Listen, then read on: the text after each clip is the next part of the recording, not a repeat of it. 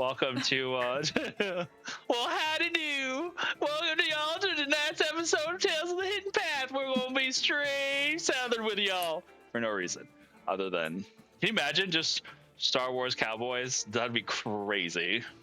Okay, that might be pretty fun. Howdy, y'all. Welcome to the Galactic South. Yeah. May the force be with you. It's the spit in the middle for me. Yeah. Because it's like, yeah, the force, spit, disrespect, but they'll be with you. Like a backhanded compliment is what that sounded like. And that's amazing. But yes, good to see everybody. Welcome to Drops Down in a Room Full of Battle Droids. Hello there. You know, someone told me hello there, and I said General Kenobi, and they were the most confused. And I was like, oh, let me explain. Star Wars reference. Oh. Yeah, yeah, you don't get that, do you? Never mind. It's okay. You're the one who said hello there to me, so I figured you knew what you were talking about. But I guess not. Oh, that's not terrifying at all. My stepdad just sent me a video and a picture of my mom with a chainsaw cutting a tree in the backyard. Okay. Howdy. That's a great way to start, I think. Yeah, I mean, you know, she's cutting down a tree. I guess getting some firewood ready because, you know, we're getting actual winter this weekend. And we don't know what to do. The store shelves are already empty. The produce departments are empty. The bread aisles are empty. It's fine. You know how long we're going to be in below freezing temperatures? One day. It's fine. It's One fine. day and For 5 yourself. hours. Come on. 1 day and 5 hours. Yes, it's true. That's true. That's going to be crazy. We're going to not know what to do with ourselves. But, you know, that's okay. It's going to be great. Hype Train! Thank you for your Prime subscription, Brute Grub. Glad to have you on board. But yes, we should, hold on. Brain, calm down. Too much caffeine. And then that starts tumbling over myself. So, we have our illustrious players from across the universe joining us tonight. We have to my this way, Varlo.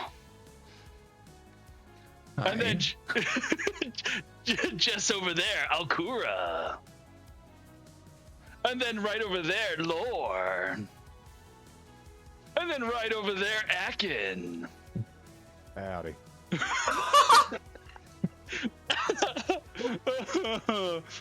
But yes, these are our lovely players for tonight and always with our Star Wars game. Love having them here. They're great members of the family.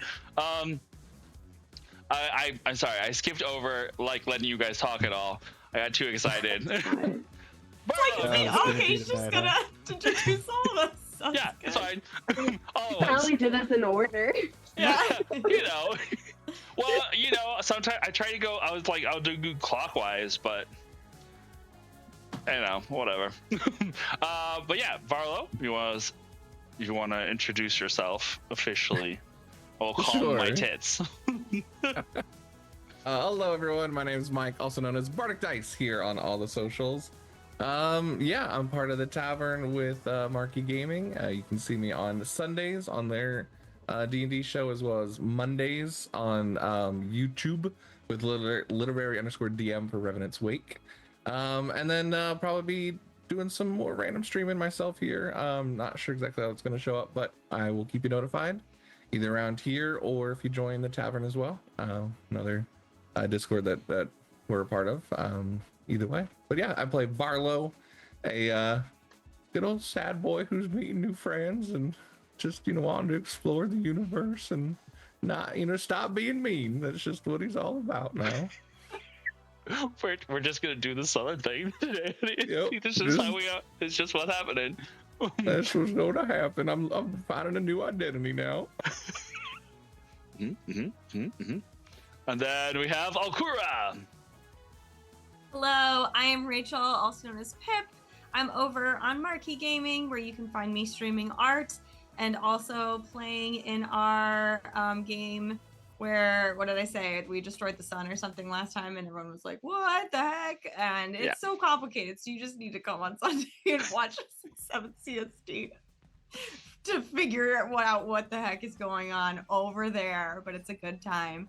You can influence the plot through chat, so that's a good time for everybody involved. And then, yeah, in this game, I play Alkura. She's our Jedi homeschool princess, and has recently learned that when people say, oh, you're like really, you're untrained and you're so young, they're actually saying it to get her mad. And she thought the whole time they were just saying that. So now she's going to make sure not to get mad and to do this instead. I forgot about that.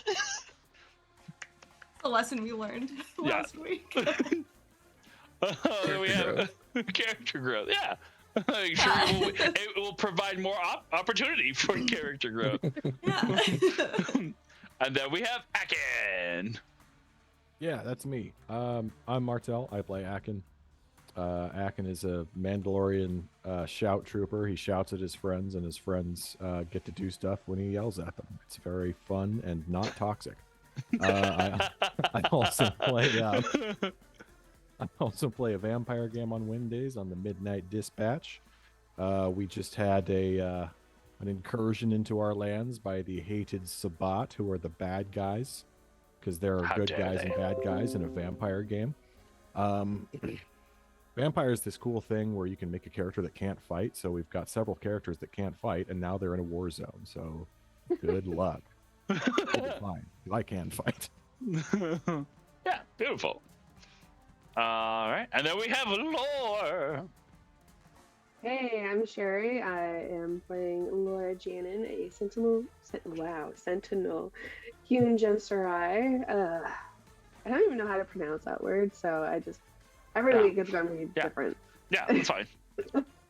Totally so I always say that she likes to dabble in the light and the dark, and she's definitely sort of unbalanced right now, but she's going to try and get rebalanced because they don't like to dabble in being that unbalanced, especially with the dark side, 'cause then that's corruption. Or fun. I guess it depends on who you ask. I mean, it's both. I find it very fun. I'm chaotic, so I don't think she's supposed to be. Who's making the rules here? There's nobody. It's fine. It's fine. Is it her? Is it me? Is it me? Yeah. Who is it? We'll find out. But tune in for more. But yeah, and I am Aaron. I will be your game master for tonight as we dabble in some Star Wars 5e as we go through this wonderful adventure that we have set up for us. And there are 2 sessions in one month. I mean, what madness is this? What could possibly happen? What could possibly happen next? I don't know. We'll find out. Let's roll that intro. Woo!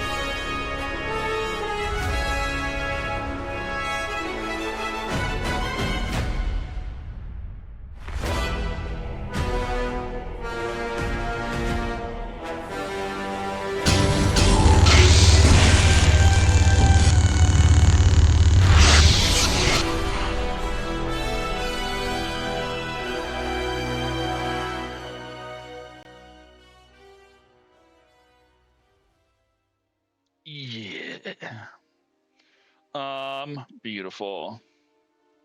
We find ourselves back on the Blue Talon, a vessel that is currently being used by 2 of your friends, Duntillo and Neen and Betty as they have come to your aid in your earlier adventures as you had fled from the Empire, and have introduced themselves as members of the now semi-extinct Jedi Order, members of a place they call Jakku Temple, far, far in the outer reaches of the galaxy.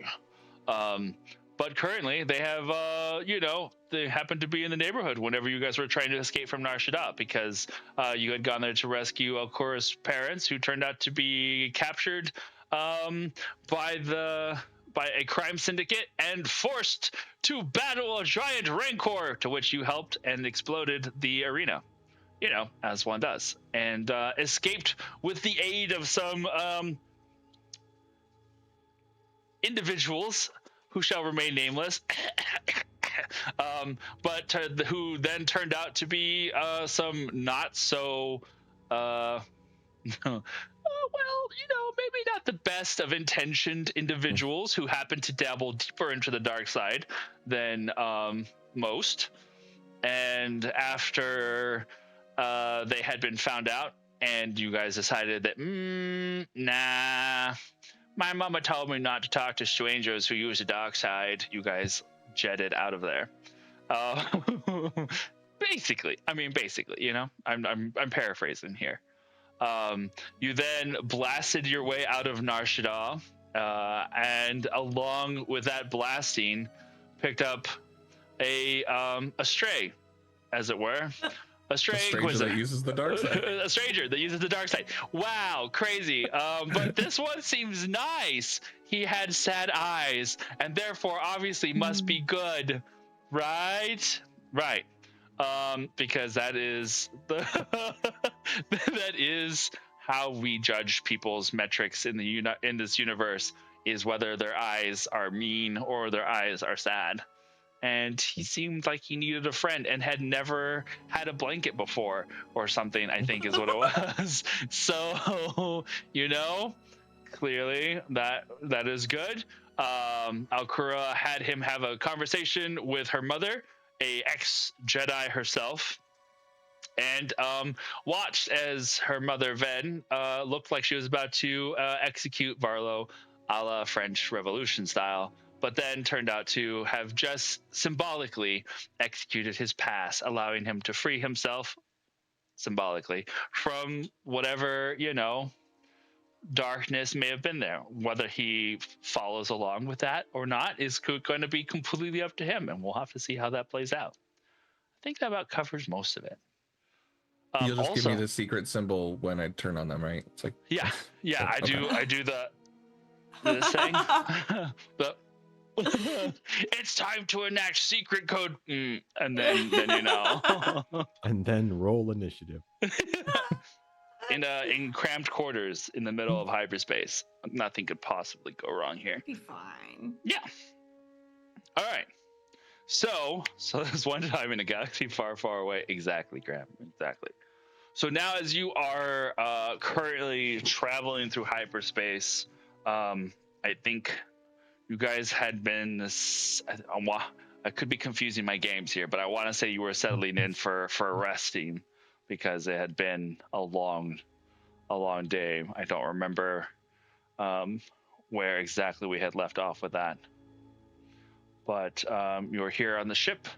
You know that there are a couple of destinations that you have to hit before you reach the final one of Jakku, where a decision must be made as to where and what is going to happen next, where you are going and what is going to happen next, as you do have your Alcora's parents, Ven and Asidus, who need a form of sanctuary and somewhere so they can hide themselves and find a new path forward in the galaxy. You also have a clone of Akin's daughter, who had been discovered along with other members of the Moor clan, a extinct or recently thought extinct clan of Mandalorians who had turned up once again but clonified to serve the nefarious deeds of the Crimora Crime Syndicate. Having liberated one such clone, she also now travels with Akin and the crew with questions as to the actual fate of Akin's family. So here we are on the ship as it rumbles through hyperspace. And you have about a 5-day journey overall to get to where you're going. What would you guys like to do? Or assuming have you had a long rest? I don't think you guys had, right? It's just been like, okay. So we'll say that you guys kind of settle in. The ship is on autopilot. It'll take a good little while before they reach your first destination, the Taina system. So you can settle in for a long rest, if you will, and reset your character sheets as needed with your force points and hit points and points. I think Alkura crashes at the table at some point because she wasn't paying attention to how tired she was. So she just is probably conked out in some corner of the ship somewhere. Didn't make it to her bed. Beautiful. Akin is probably a little bit more put together. He makes sure that everyone's got, a place to sleep and stuff, and then goes to his own bunk. And as he's falling down onto it, that's when he falls asleep. Beautiful. Lore? Laura would probably do a little bit more meditation before she heads to bed and sort of just repeats a very, very long sort of like personal code that she has that she's been neglecting to say, and goes to bed. Varlo, as everyone kind of gets to individual rooms and bunks, Tillo comes over to you. You can tell he's like looking a little awkward. So there's not a lot of places left to sleep, but we do have a few secluded corners and things that we can tuck you away just, at. In the back, there seemed to be room near the engine. No, not gonna be. I don't know what you're used to, but we have like a sofa at least. I'm not gonna make you sleep on Durasteel. Well, Akin brought me a cot, and someone told me about the sofa, but the humming of the engine seemed to kind of help. I work with tech a lot. If you need any help with the ship, I really don't want you to think. Yeah, I've noticed some of the doors seemed a little looser than before. I almost lost an arm a second ago because it shut so fast. Oh my gosh, I'm so sorry. I will slow them down by twofold. That was you, I'm assuming then.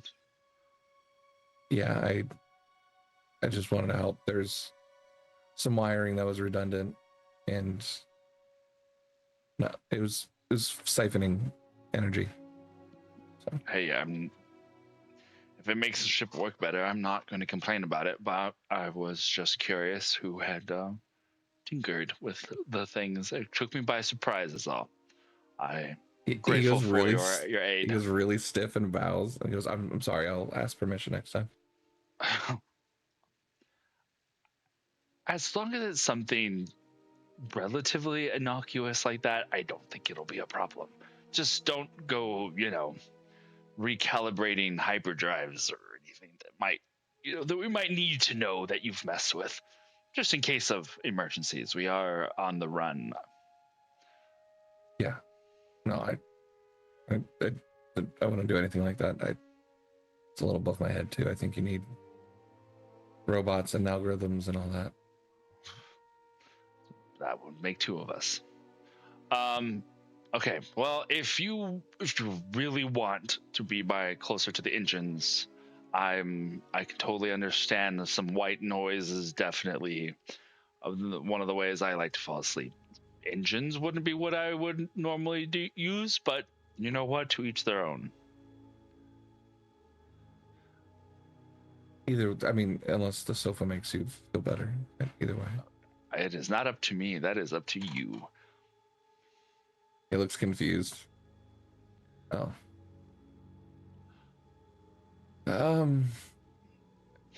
Engine cabin it is. Come with me. Thank you. There seems to be a lot of people telling me I have to decide things for myself. Oh, you're gonna have to get used to that. He just looks pained.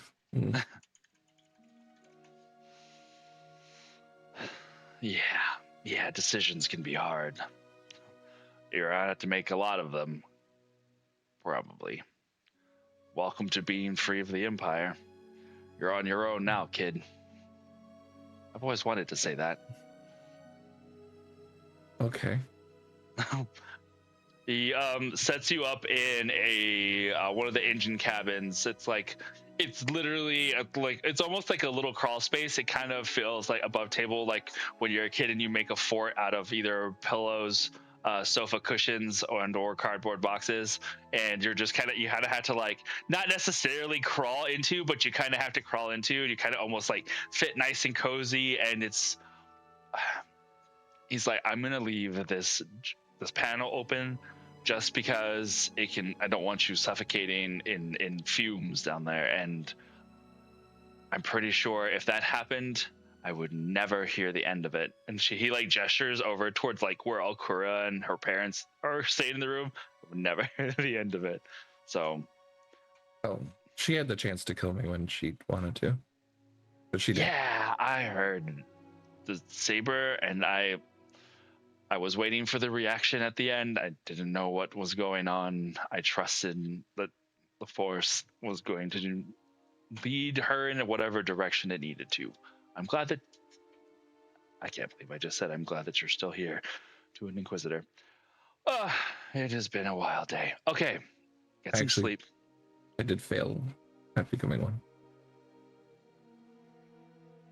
I think that makes me feel better. I'm not exactly sure. Also, you said trusting the Force? Yeah. What do you mean by that?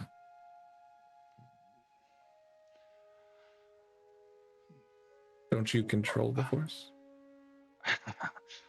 Not like that. Oh.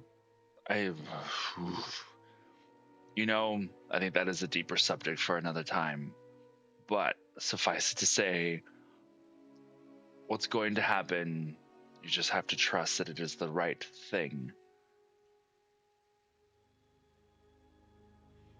And as much as the circumstances might be a little awkward, considering what side of things we both were on, I don't think you would be here if it wasn't the will of the Force. What does the Force want of you? That's an excellent question. Right now, I think it wants me to go to sleep, but that could just be me talking. Well, Otherwise, then may the Force be with you and sleep well. I don't think anybody's ever told me that in regards to sleeping. May the Force be with you also. And sleep I will try. well.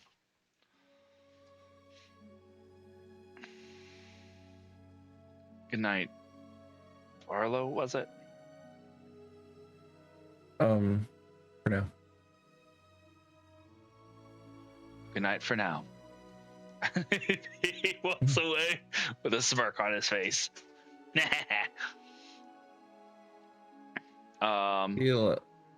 He'll try and lay down for a bit. There's like an hour of manipulating his tech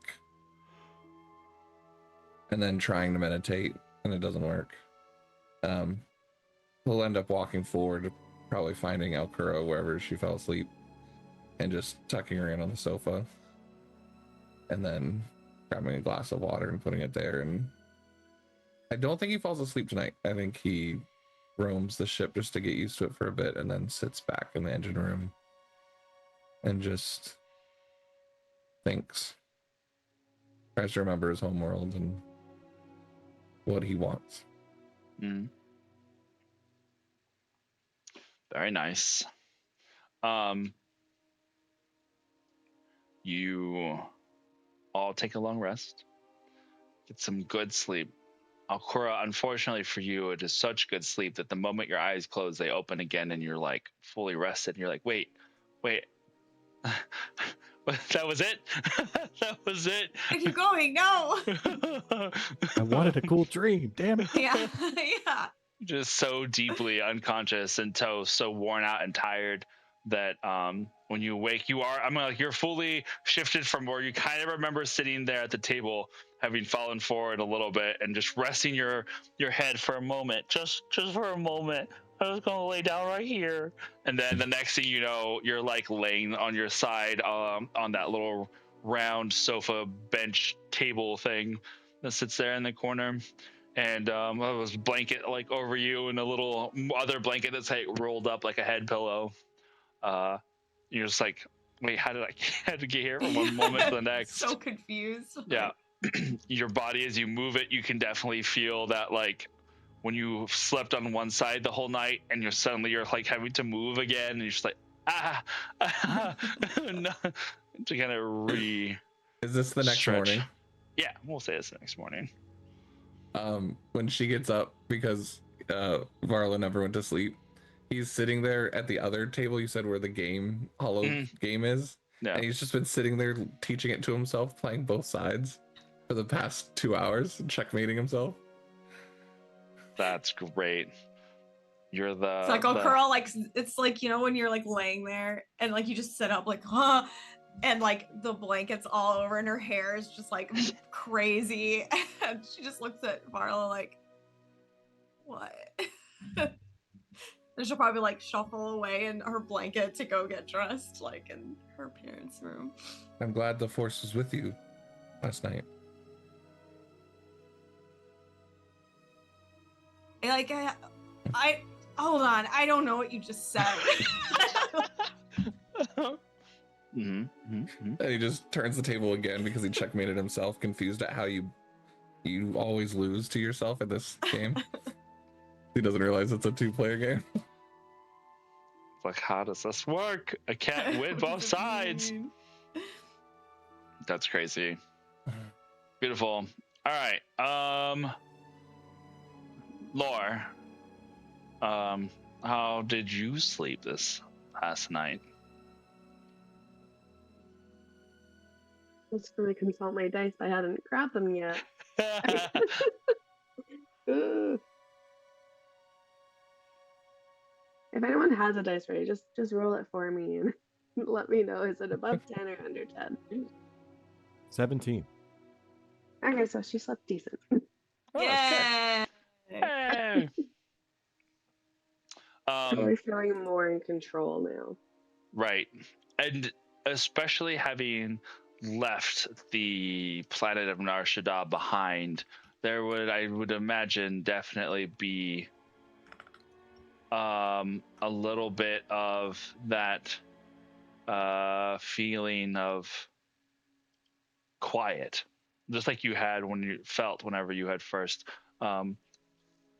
begun to meditate the day before, and feeling that emptiness from around you from that pressing anxiety and pressure of darkness that you had felt on Nar Shaddaa. Now having acclimated to that lack of pressure, you feel lighter when you wake.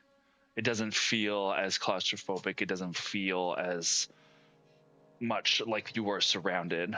And perhaps even the company that you are currently keeping, as familiar as this crew is, those two extra presences here of of the light side definitely add to that lightness, feeling of being in good company.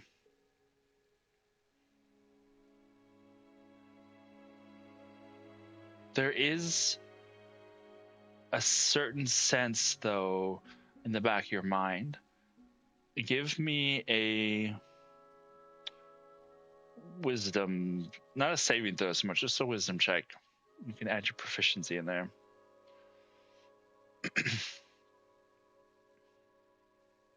That'll be 17.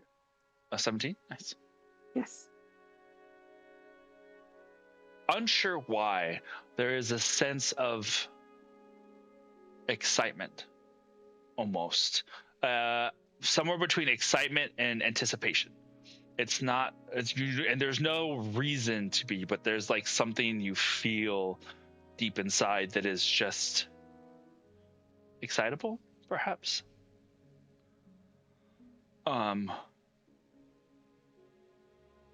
With Akin, you and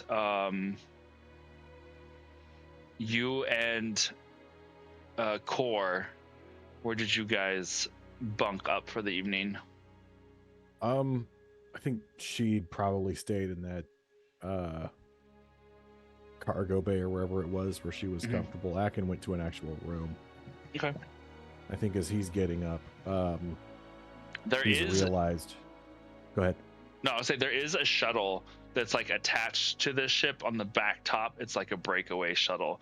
So it's almost like another private cabin that's got it's more, again, it has more of like bunk couch sort of things that have the buckles you can sit in on the side, but it is like a private space. So if you want, that's a good spot.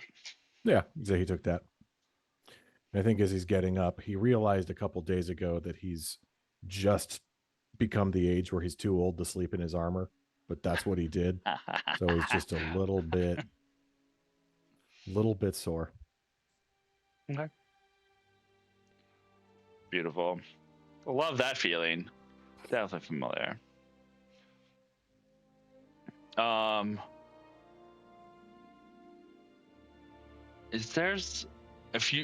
if you didn't sleep tonight, might be a little super tired later in the day. It may not hit you just yet because you have been going for a while, but we'll say that maybe you had been really not necessarily asleep before the mission that you had started on, but depending on if you don't get a nap in within the next 12 hours or so, then it might hit you pretty hard. For sure. Jet lag has got to be a thing in Star Wars, right? I'm pretty sure. Somewhere in there. Space hangover. So yeah. All right. So as you are traveling, your first destination is going to be Tyna. It is one of the planets on the path that you are traveling on. You guys meet up in the morning and are, you have Tillo and Neenan that are going to try and break out some of the rations that they have. Neenan's like, I'm sorry, we don't have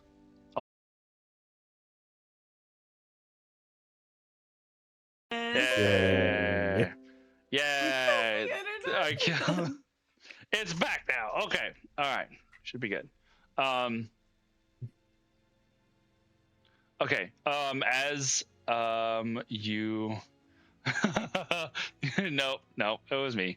As I said, Nina like breaks out some of the rations. It's like, sorry, we don't have a lot. We have to stop at this next spot though and grab some rations. We're just kind of running a little low. So if everyone wants just a couple of bites of a protein bar, then once we get to our destination, I'm sure we can find ourselves a better meal. Like, she takes out what they had in the cupboards, which you notice are pretty bare. And there was like 4 or 5 like ration packs basically that she takes out and kind of cuts up and puts on a plate, very charcuterie board a la a granola bar. Oh, you really arranged it really nice. And that's so nice of you to share when we all just piled on board your ship. And, you know, we directly put you in danger and all that stuff. So, yeah, you're not going to hear any complaints from me. Only gratitude. You see Asidus go, yep, thank you. Keeping it to himself, but also just like, can't complain. He's like, at least it's food, and at least we're not in prison. Yeah, really It's looking on the bright side for sure. I don't need any. I've learned that out of punishment, I can go 3 days only on water, so I think this will be fine. You can It's that, save your... you see that moment where it's very not necessarily like The Office, but the entire everybody at the table just kind of just a slow turn over at you, just like, no, you will, you are going to eat. That is your punishment. For psychology? This is very, very different to me. Okay. Tello puts his hands up, just like, what can I say? Jedi life's rough. You gotta eat. Believe me, if you don't, he points over at Neenan, like behind him. There are others who will make sure that you do, and they're a lot less nice about it than I am. Okay, that I understand. Neenan just kind of turns like, what are you saying over there? The amount of times above table, the amount of times I have been threatened by my apprentice to make sure that I eat. That is a true to life fact. She'll bring that lightsaber right up to you. You better eat. Beautiful. Okay. So a little breakfast had. You guys are able to like sit and shake the cobwebs, or the Star Wars equivalent of cobwebs, out as you are getting ready for your next destination. Gandrin, now that we're all kind of settled down, I just wanted to say thank you so much actually for coming to get us, you and Neenan. Thank you. That was really nice of you. Tillo? What did I say? You said Gandrin. Oh my gosh, I'm sorry. I was going to bring up his crew, and then I said the wrong name. That's, I mean, you know, he just looks at the table. I was like, sometimes I understand Gandrin gets in your head, and he just stays there, and he just won't get out. Yeah, no that's kind of hard you try. Yeah, uh-huh. Yeah, he has that effect. Yeah. Anyway, I'm so sorry. Dillo. I do know your name. I will never tell him that, so don't worry. Thank you. Good. But Yeah. For real, thanks for coming to save us, because that was like really risky. We told you we would be there if you needed us, and Yeah. you needed a way out. So, not to say that we had to, but we kind of had to. It would have been really rough. I'm sure you had a pass. I'm sure you probably could have figured out a way to get off world, but Maybe. hey. Yeah. I was curious though, like you were all like, it's a long story, but what is up with Gandrin and his crew? And also I spied on him through the Force, so I didn't know. I might have info for you, but maybe you already know. So Well, what do you mean exactly? I can do this Force thingy where I can like focus on some objects. And so can Varlo actually. So we're kind of twinning with some Force powers right now. But like, Sorry. I had. Well, no, I no, you don't have to be sorry. Oh, I'm not sorry. Yeah, I mean, you can if you want to be, but like, it's you don't have to be. Anyway. I love this. Yes, go on, continue. Anyway, though, yeah. So we were like staying with them, because basically they intercepted us when we were breaking out my parents, and they were like, we can help you, and they did help us, and they were proposing that we team up and try and get off the planet together. And so we were staying like in their hideout in Narshada for a little bit or whatever. And I don't know, I had this weird feeling about him, like, and I wasn't sure if I was being paranoid, but the more we were there, the more they seemed really weird, and like weird focuses on things and the conversations. I just felt like this weird feeling, and everyone said I was paranoid for a little bit, but then there was like a couple things that happened that was like, well, wait, maybe Elker is not being paranoid. And so I took some of his stuff before we left, and then they did let us leave. And so anyway, one of the things I took was a shirt of his that was in his room, and took his so, clothes. Yeah. Wow. Is that? Yeah. I mean, I was in his room, so I might as well, you know.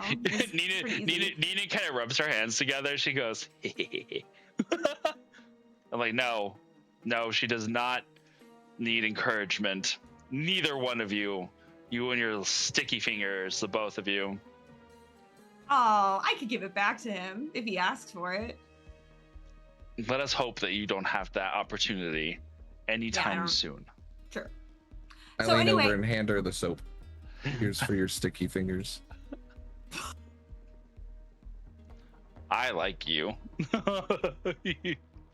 Thank you. Are you joking, or are you being serious? Well, now this is funny. Okay.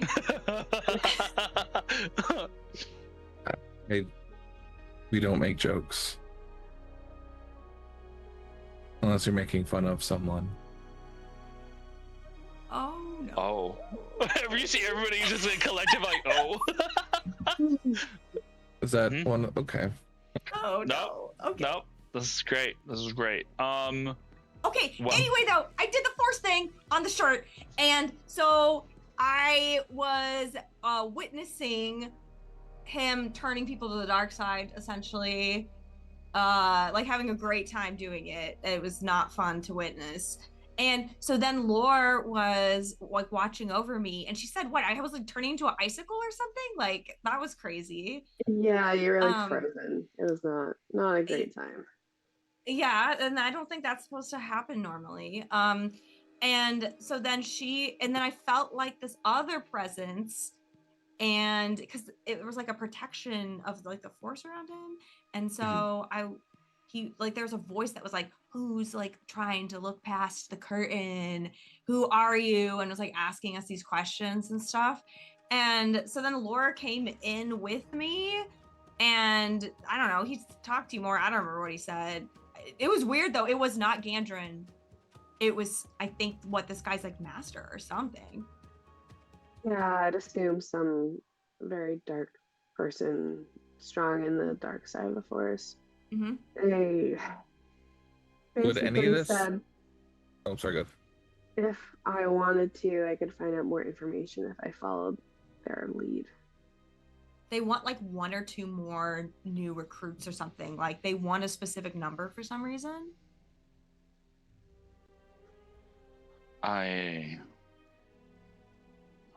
You see Neenan, who's been like putting some of the dishes, some of like the plates and stuff away, doesn't move. And even like Tello seems like he is thinking, I don't know, honestly. That is strange that you bring that up. We had been thinking that there might be somebody else that is assisting them or plotting with them. They themselves have always been present sometimes, especially on some of our missions where we are gathering people for the hidden path. A couple of times when we've even tried training some young ones on a far off world that had some potential. just trying to show them a little bit of something, and they wind up showing up. We're not exactly sure how they find us each time. And we assume that it's the same way that he gestures towards Varlo, that the Inquisition would find us if we use too much of the Force. But we're so far out in the outer rim sometimes that it would seem inconceivably difficult for someone to be able to track us that far or get to us so specifically when we're only there for such a short amount of time, and yet somehow they keep showing up. And sure, you know, we've had our clashes, we've fought them multiple times, and perhaps we've been a little too lenient, but we usually try and put a stop to them in not a permanent way. We try to avoid killing if we can. And somehow they keep coming back. Every time. I mean, if you're not killing them, then of course. Yeah, that seems to make sense logically, actually. Yeah. Well, I even get that. of course you would. It's the Listen, cockroach theory. Does any of Ivan- that, by the way, spark any, like, either knowledge or recognition of, like, her Of turning to them? ice, or the Force visions, or even word of, like, the Inquisitor knowing of, like, other people that are, like, out there that have those kind of powers? Like, does any of that have any, like, lore pinging for Varlo from his Make a background? history check for me.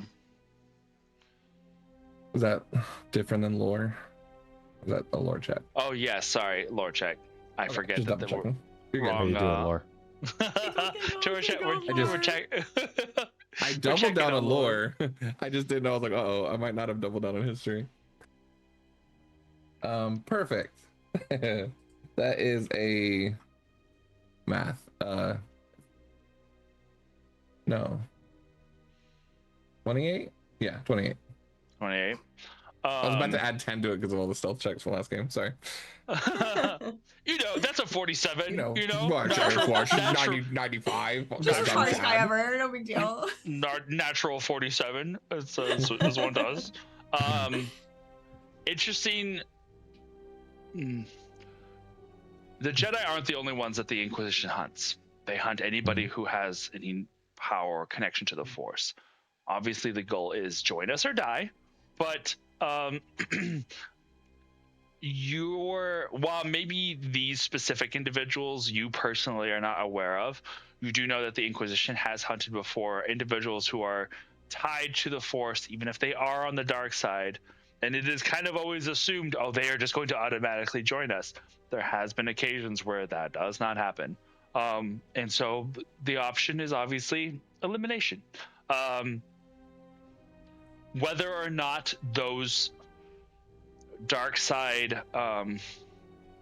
groups or those who are affiliated with the dark side are these individuals, who can say? But you do know that that the Inquisition has come across them before, or individuals like this before, who give them the slip or run away or seem to be, vanquished, but then somehow there's still, others out there. Someone's teaching them. Yeah, someone's teaching these What individuals. about the with his knowledge of the Force echoes though? What about what Alcura saw? Like, does that ring anything at all from his teachings?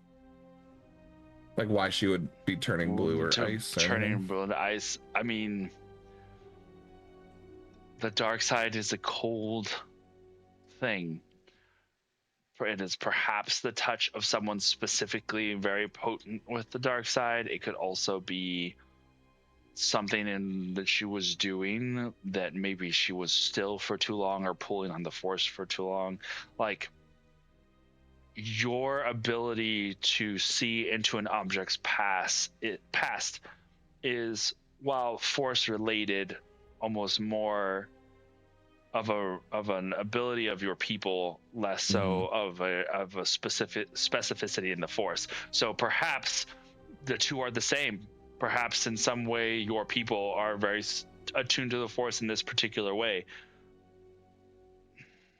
it would be difficult. You would have to kind of have been there to see what exactly it was that was causing that.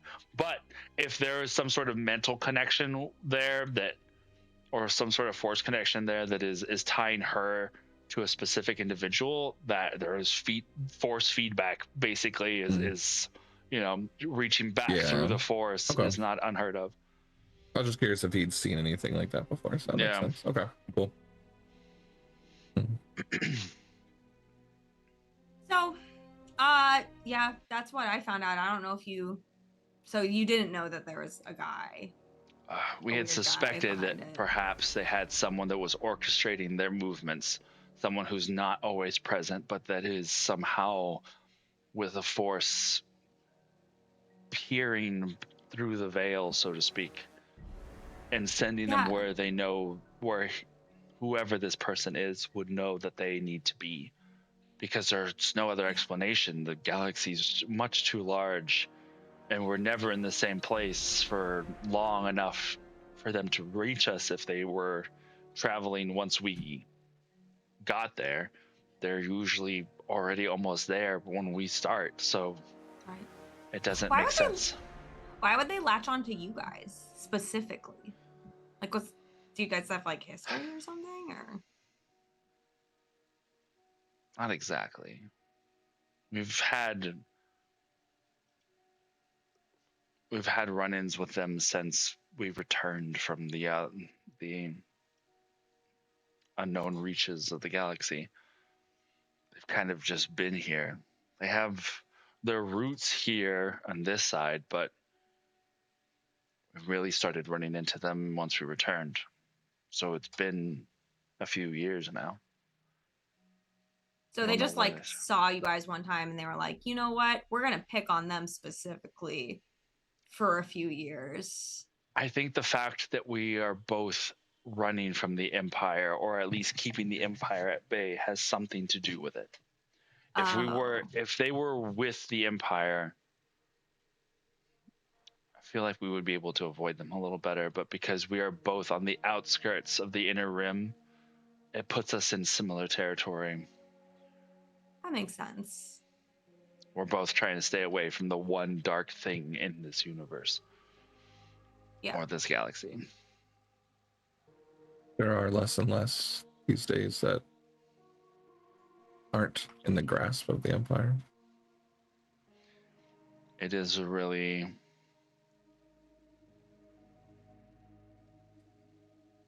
It seems like a very tempting offer.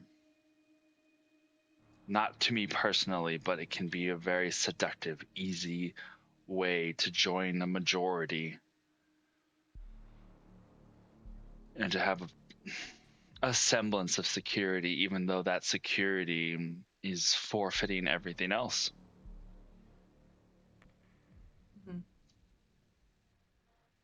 Okay.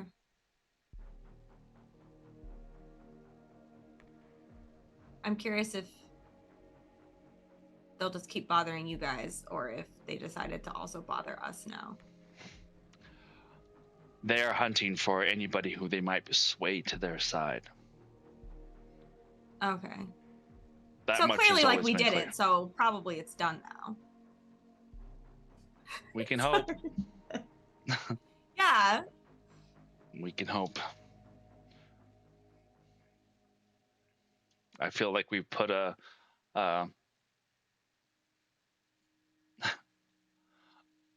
perhaps, although I would love to say that we've seen the last of them in Nar Shaddaa, I've seen them come back from worse situations, so... Is that the who knows? Person you were fighting, Elkra? Yeah, he had like a whole crew.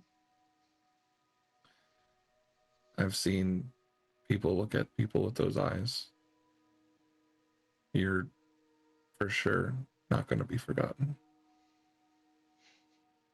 Oh. Okay. Look at what she was wearing too, though. That'd be really hard to forget someone fighting in heels. It does make an appearance, despite being inconvenient. Yeah. That was quite impressive. Thank you. Necessity, but I'm hoping next planet I can get better shoes. You see Denens goes, yeah, actually, where we're going, they'll have some regular clothes. I'm sorry that I don't have anything that would fit you right now. Oh, that's okay. No worries. But yeah, But yes, shopping spree for sure. That sounds so fun. Barlow looks down at his Inquisitor armor that he's wearing as like the only thing that he has, and just kind of looks back up. Tilla gets up, goes to the room that he and Neenan had bunked in for the night, comes out and has a big, he's got a big red. He's got a big brown poncho. He goes, here, and he tosses it to you. It's like a big brown poncho with like a reddish thing. He's like, he's like, I use that all the time. Does it come in different colors and styles that I can mix and match? No. You're gonna have to work with this for now. Is there a pink we can one? we can find something later once we get to Tynan. Just started the game, Barley. You gotta unlock some achievements first. What if Barlow just like stood up and started crying like, Barlow's a free elf now, and just runs away? Master gave him a poncho. That's beautiful. It's the Star Wars equivalent is the poncho. Okay. Also, quick thing for Akin and Core with Core's thing. Yeah. Can we do that when we're moving through space like a massive force power? Does that confuse everyone because we're just going at hyper speed? You see Cora's just like looking anywhere but everybody else, where everybody else is. Oh, sorry, Cora. I needed to ask the Jedi in the room because, yeah. We can... It might help that we're in hyperspace. We are going to be... I would probably wait maybe another day or two before we attempt it, just to get us a little further away. Right now, we are heading closer to Imperial territory. We'll be just skirting the very edge. So we'll wait until we're on the way out before we attempt that, probably. We don't want anybody waiting for us once we arrive somewhere. That would be awkward. Also, only if you want to, Cora. It's just, I wanted to know if it was an option. She looks up at you and she just, no, it's fine. She looks over at Akin. I've talked about it. So I understand. I'm willing to try just to see where it might go. You are also a Jedi? She's like, no. Oh. No. Sorry. No. There's no reason to be sorry. I'm perfectly happy not doing any of... She gestures around at like everybody here at the table. Like, none of this is remotely appealing to me. You have a whole bunch of problems that I don't have to deal with, mostly. Apparently, like, Mandalorians and Jedi are like used to be enemies or something. Yeah. We would have won too had it not been for you pesky Jedi. It was just the one Jedi, actually. Oh. We'll talk about more of that story later.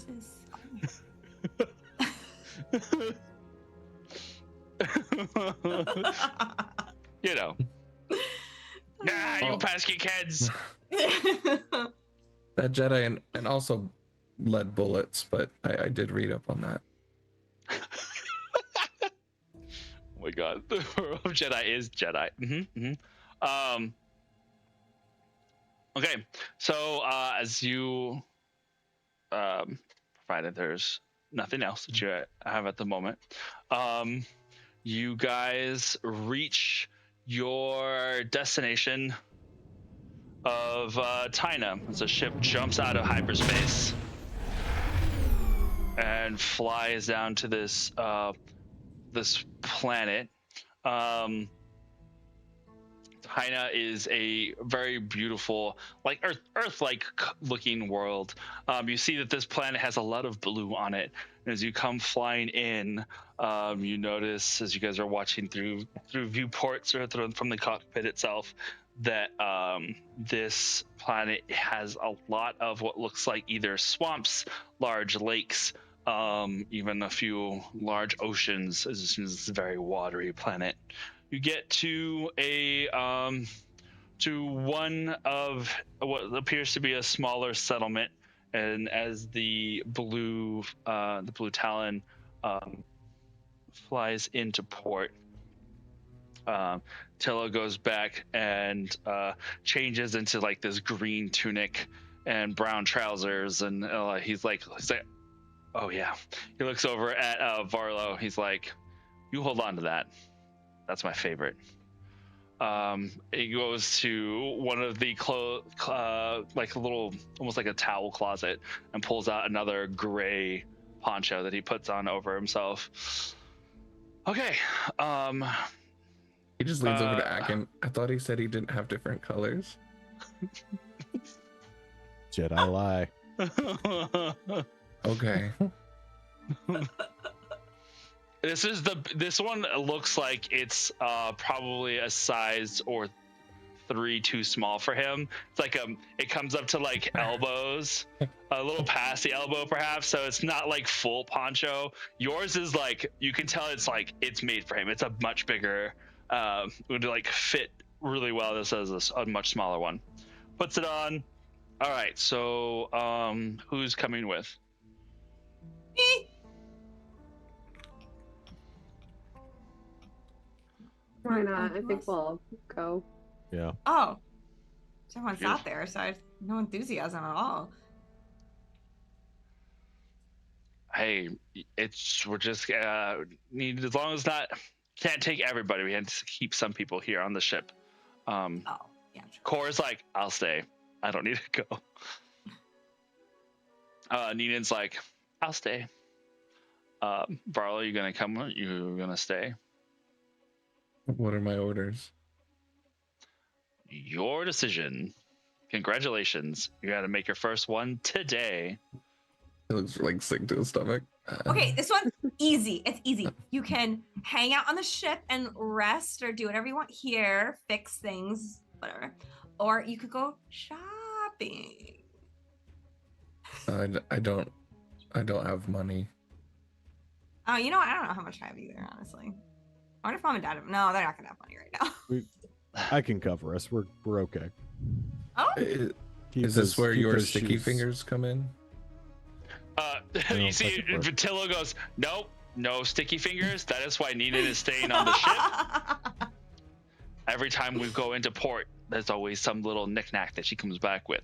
She goes, that nobody had claimed and clearly belonged to no one, as they were just left out. Then might as well go to some use. But it was good for Alcura to have sticky fingers, but not us. I'm trying to keep straight. No sticky because fingers. Gandrin sucks. That's why. Okay. All I'll right. explain more later. This is very fun to figure out, like, my new code and creed is based on y'all's actions and what he's taking on and observing. This is Beautiful. really Listen, fun. what could He's like a possibly blank go wrong? slate. What If we could find a possibly- shopkeeper who sucks, we can rob. That's Dang. where he's at right now. Dang. Beautiful. Okay. You go, you disembark as the main cargo hold opens up. And it comes down, and you feel immediately very damp air that surrounds you guys as you are walking down the gangway. Here at this place, we'll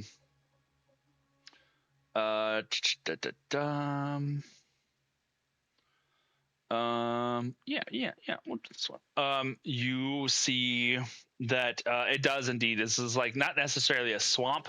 It's just a really wet planet. So it's got a lot of like little lakes. You can see that there is a path that is both solid ground and then kind of blends into like wood, like almost like a wood dock that kind of curves towards where the main settlement is. As you guys are leaving, there's a couple of crates that are sitting by the door. Tello grabs one and hands it to Akin. He's like, "Would you mind taking this?" And then he picks up one and hands it to Varlo, and then like the third he grabs for himself. He's like, "All right." He's like, once he like grabs these crates, and you can hear that they have inside them what sounds like rocks or something. You can hear the clack of like almost crystalline rocks on the inside. Laura Alcura, you're going to be our eyes as our hands are full, so we'll be our bodyguards, all right? Always. Yeah, great. It's fine. All right, you get into and walk out of the ship and into this small space. Approaching the small settlement, you can see that there's a bunch of people.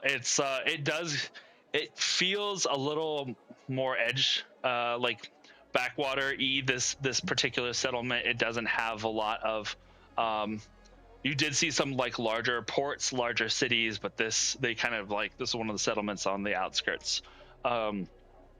He's like, but I'm just gonna say when he pulls up, like when they get close to the settlement, Riley's just turning on his translation program. So that way, any of the languages on this planet, he'll be able to understand what people are saying. Okay, beautiful. He's like, all right, the place we're going to, we usually grab some supplies from them. They have an idea of who we are, and so they're very supportive, but they are able to grab a bunch of things for us from across the various settlements in the larger cities. That helps us avoid having to go there when they have all the stuff here that we need. We just provide them with some of the stuff from Jakku that we get, and we call it do fair trade. There's no credit transactions really. So I got some stuff though that we're here to pick up. We've already traded some, and we're bringing the rest of that shipment back.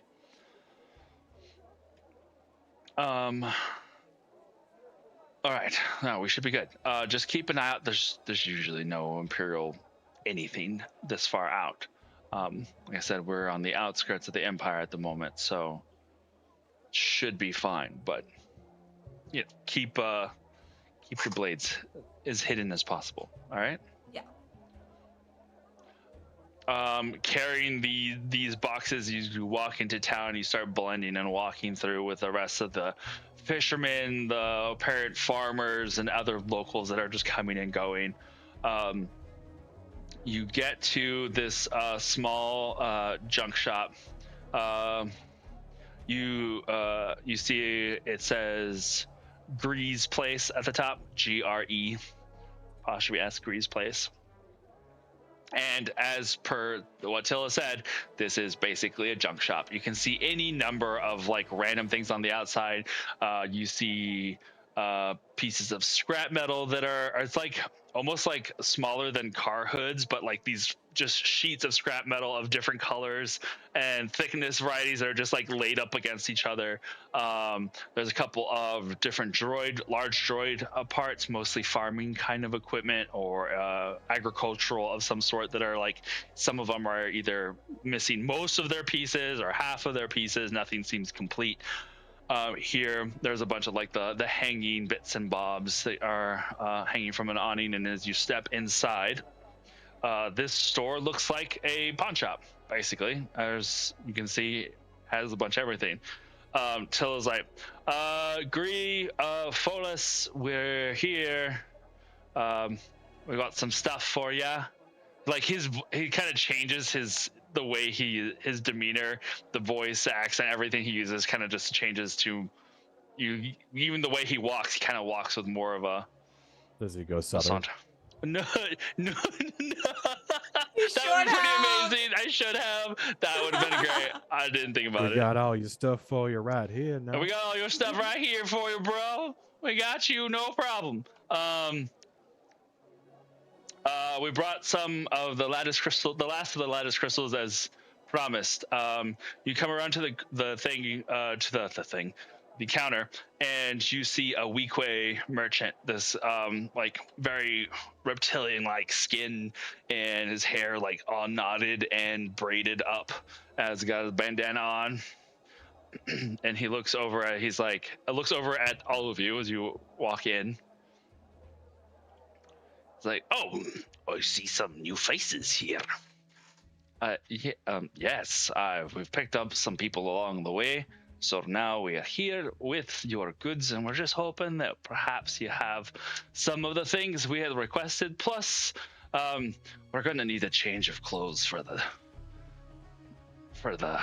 some of the new friends. The Weequay like looks over, definitely eyeing all of you. I'll see what Follis has. Give us a second. He goes back into the back. Tilla's like, just put the stuff up there on the counter. Probably just take a couple of moments. You guys can look around, see if there's anything that you need. What were you gonna say? Me? No, look like Varlo was gonna say something. I saw When he the look in turns your eyes. back- Is there anybody else looking when he turns his back and he says to put stuff up on the shelf? Like, is there any other eyes that are watching, or is it just That's them? just you guys in the shop. He doesn't really think about much. He's just like listening to orders, and you see him press a couple of buttons, and magnets go out to the bottom of all the 3 boxes, and he just waves his hand, and it looks like the Force to everyone else, but to him, he's not realizing that's what it is. And just all 3 boxes go to the shelf as he like forgets that they're trying to be secretive and out in public and stuff like that, as he just listening, following orders, and places them there.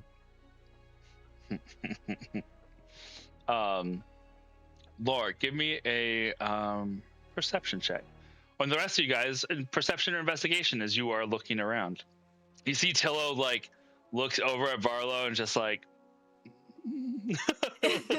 shakes his head.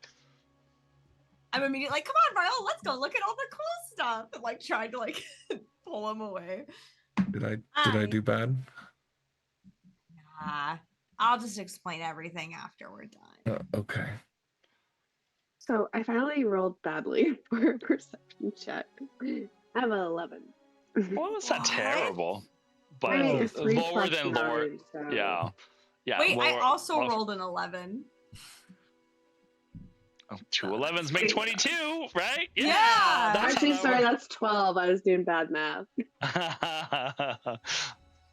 Akin, what are The you ultimate doing? One upper. I got a 12. That's beautiful. Varlo, you're gonna look around as well, or No, I'll do the help action. Yes, I have as he's spouting out different like historical facts as he's pointing out things. I have lore master, so if I roll 2 or higher, I give my proficiency bonus to someone. So if someone wants to add that to their roll, nice. I guess it'd be advantage and the proficiency if I'm doing help. I'm not sure how that works. Yeah. That sounds right. Yeah. Yeah. So you'd be able to get advantage and plus, what is it, 4 now? Whatever proficiency is. Yeah. Whoever wants it. I don't know. I guess you're right there with them, so if you want it, Alcra. Oh! Do I add it on top of my proficiency or do I just take yours? Mhm. Yeah, Add it on add it top of to yours. your roll. So you're doing That's- another +4. Whoa, okay. I'm like the 20. ultimate support. This is a really fun build. 26. 26. That's fun. And that over there, and that, and that, and that. Varlo's Oh, like, what is wait, that? now What I'm is that? seeing What is stuff. that? You're looking over, and there's like stuff from all over the galaxy, stuff that you recognize, a lot of stuff that you don't. All sorts of appliances, a lot of tech parts. Particularly for Varlo, your eyes are kind of going over all the tech parts because you're just like, this is like That's from you the know. 50th anniversary of the Slurp collectibles. That's a slurp. Beautiful. Laura, there's that sense of excitement that you've kind of been feeling ever since you got up today is stronger here. And you feel it pulling you outside.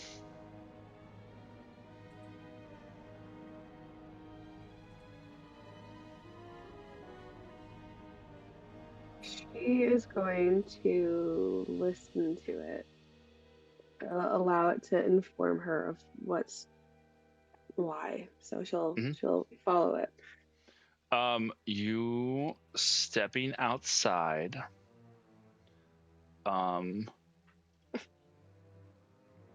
As you are back out here again, there's definitely this, like, you're like taking in the sights of this place, hearing the alien sounds, and the music gets more dramatic for no reason, and your eyes, as you're like looking around, your eyes go to some of the droid parts, and you see what looks like the casing of a droid. It looks like like the chest piece of a C-3PO unit, but for some reason your eyes are like really focused down on it, like your eyes are drawn to it for something.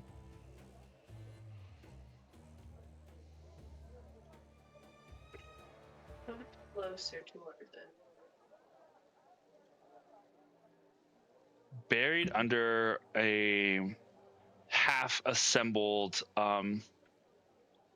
harvesting unit, you see what looks like armor plating. Yes. And it's strange because the more you see it, the faster your heart starts to beat. Can she tell anything about this armor plating? It's really badly beaten, and it looks, and honestly, like it's not even partially dented. It's just so rusted and dirty that it looks broken by all intents and purposes. But you can see that it's kind of half buried under this harvesting unit. I'm going to pick it up. Okay. Give me a strength check. Strength check. You have to kind of tug it out. It's pretty well lodged in there. Strength is my worst one. You could use something else. Oh, she could use the Force. Or she could add Defiant to it because she's human. I think, right? Yeah. We'll do that. To you. Okay. Let me have 15. 15? 15 was the DC for this. No. It was this heavy thing. You're like, no. You take your hand and you start scooping some of the dirt out from around it, trying to wiggle it free. As you pull it, your heart rate goes even faster as you start to recognize some of the aspects of this armor. You kind of peer down underneath the harvester unit. You can see that there's more bits that are just like jammed under here for no reason. It's been discarded and thrown off to the side. I'm gonna look like dumbfounded and probably say like, why did someone throw this away? Like that's in gold, basically. You start pulling the stuff out. Yeah. She'll probably look a little crazy, like throwing things here and there, but like collecting this pile. There's like this little kid that's like walking by. And he's like, "Mom, why is Ellie doing that?" It's like, come this way to you. You're just like throwing stuff over. It's like, it's very Yoda digging into the into Luke's stuff kind of vibe. Beautiful.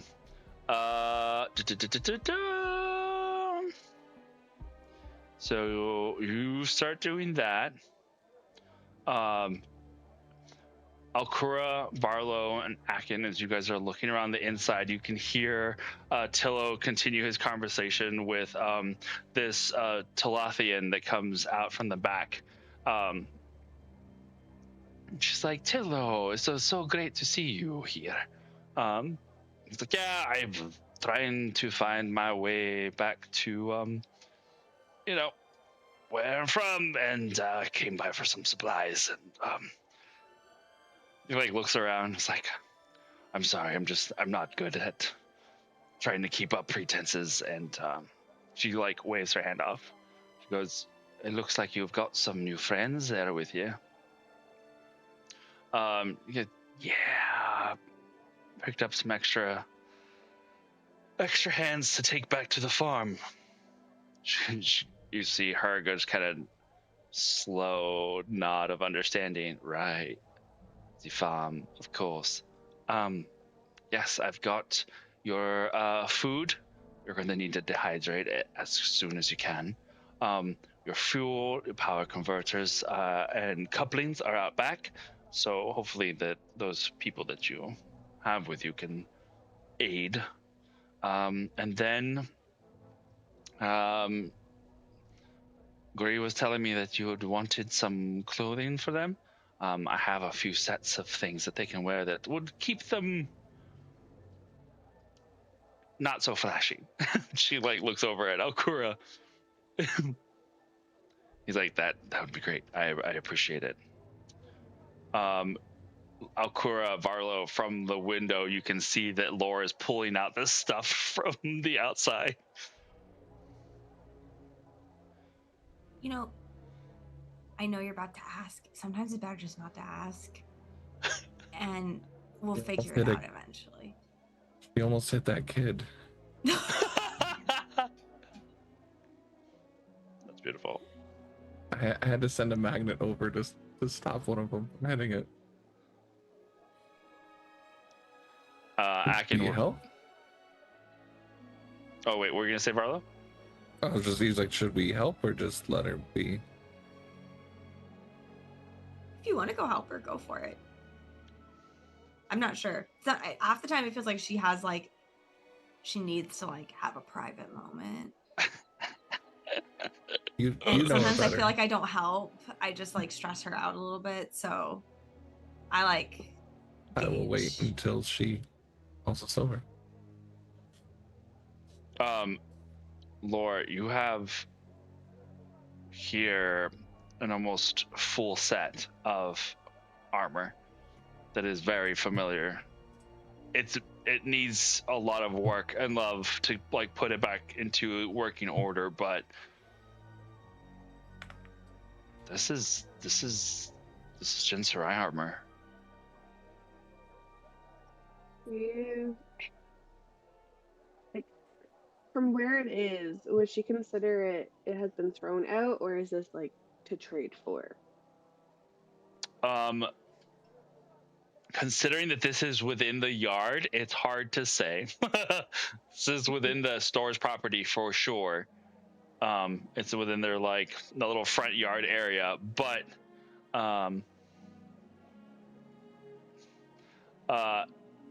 it looks like it had been forgotten here for a while.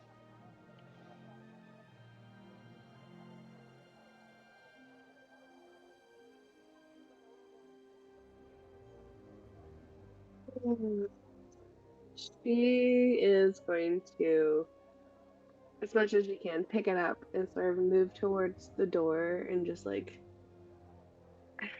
what do you want for this?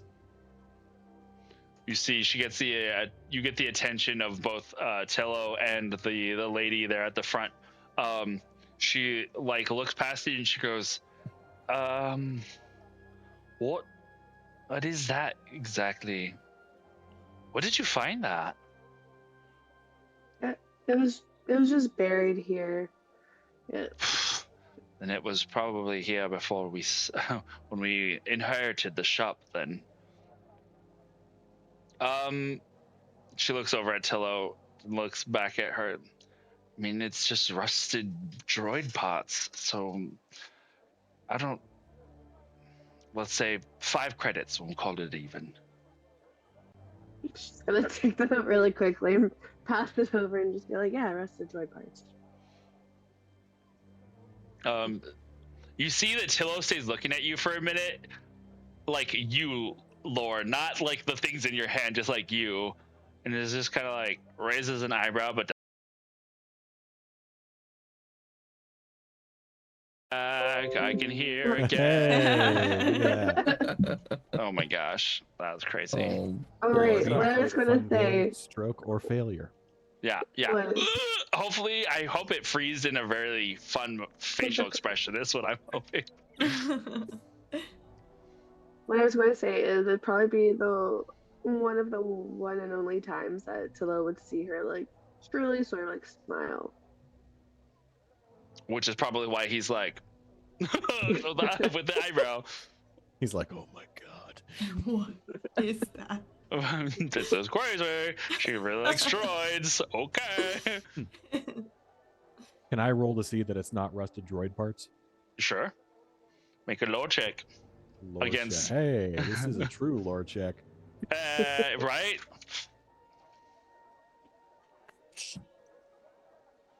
What'd I get?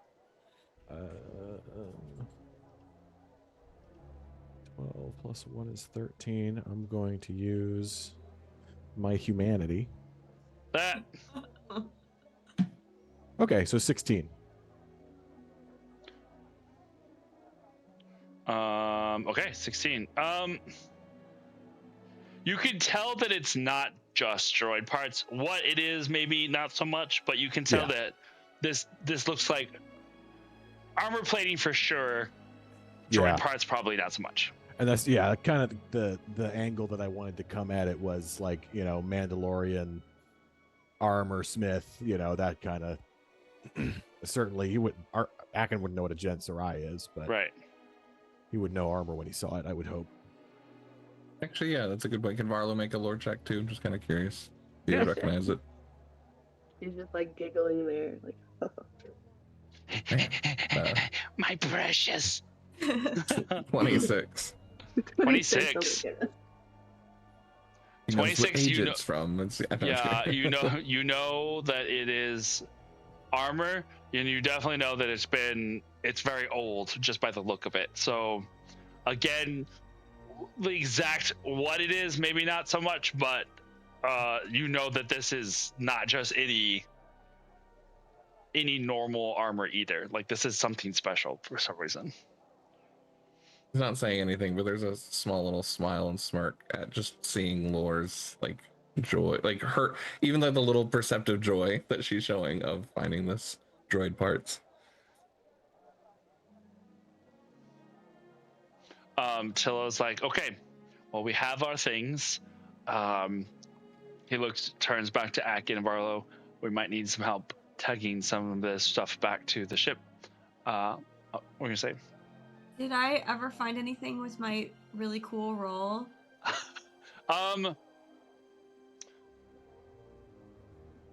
Yes. There is small droid parts that you definitely can imagine would probably be able to be used on your device, the droid that your dad had gifted to you, stuff that would be able to be used. Currently inside ship. He needs to send me a shipment of all of my stuff, All your stuff. Fair point. including Zippy. Well, then maybe this is a new droid that you can start building on your own. But yeah, there's definitely some high quality droid parts. You find some. There is it's not a lot, but there is like a small section that has clothing, and there would definitely be a couple of different outfits that you can pick. I'll say there's like at least 5 that catch your eye for sure.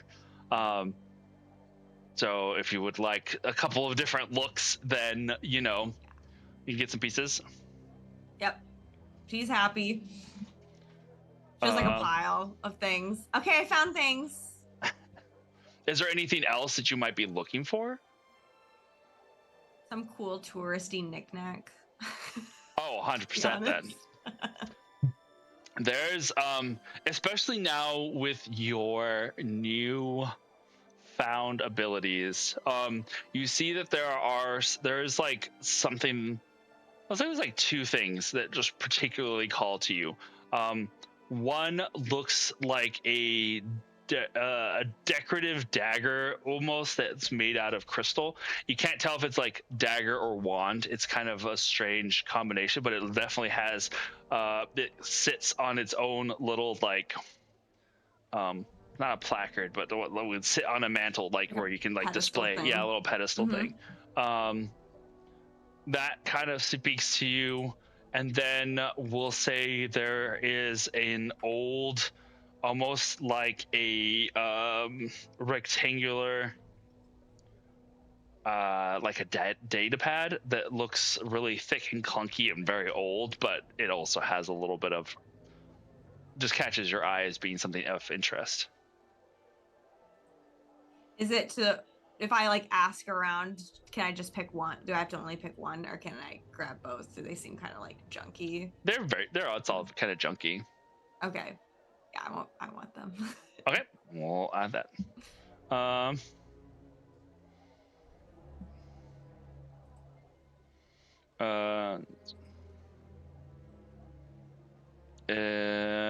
Okay, so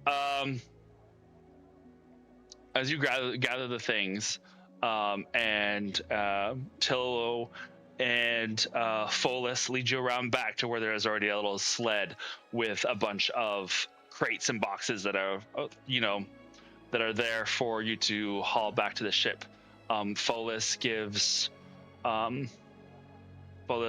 Tillo a hug, a very deep embrace, and she looks to everybody else and she kind of looks around first, and then her eyes settle on Varlo, and her eyes kind of scan down past the poncho to the shoes and the boots and the leg armor, and she's just like, you can see her face harden a little bit, maybe it just becomes more serious, and then Tillo puts a hand on her shoulder and it's like, I'll talk to you about that later. For now, this could help. Folus turns to the rest of you. It's like, be careful on your journeys with the path. Sometimes it can be a little dangerous, but you're in good hands with Tillo. Thank you for stopping by. If ever you're in this corner of the galaxy, I have a friend here. Whatever you need. Good luck with the droid. She looks over at Lore.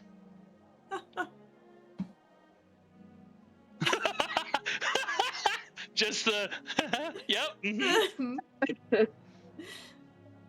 Okay. You guys cart the stuff back to the ship. This does fill up a good portion of the cargo hold. Not entirely, but there's a decent amount of stuff. And it's not only fuel for the ship, but there is also fuel for, you can tell, for like some land speeders, just like power cells, a bunch of tech parts. And then you guys have each been given, Akura gets a couple of outfits. We'll say there's like 2 outfits per. My goodness. Wild. Oof. That's okay. I mean, I was kind of thinking with the rain and the storm coming in that this was probably going to happen, so it's fine. We'll make it work. All right, so at this point, once you get back to the ship, we're going to go ahead and take a break here as we continue on to the journey that you are once you leave this place. As you are walking back up to the ship, Lore, you're just looking down. You have the helmet, breastplate.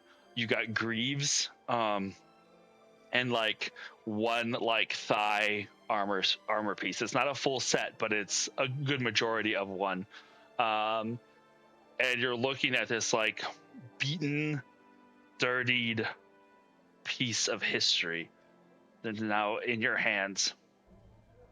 And that excitement that you felt from this morning just continues to kind of bubble and grow.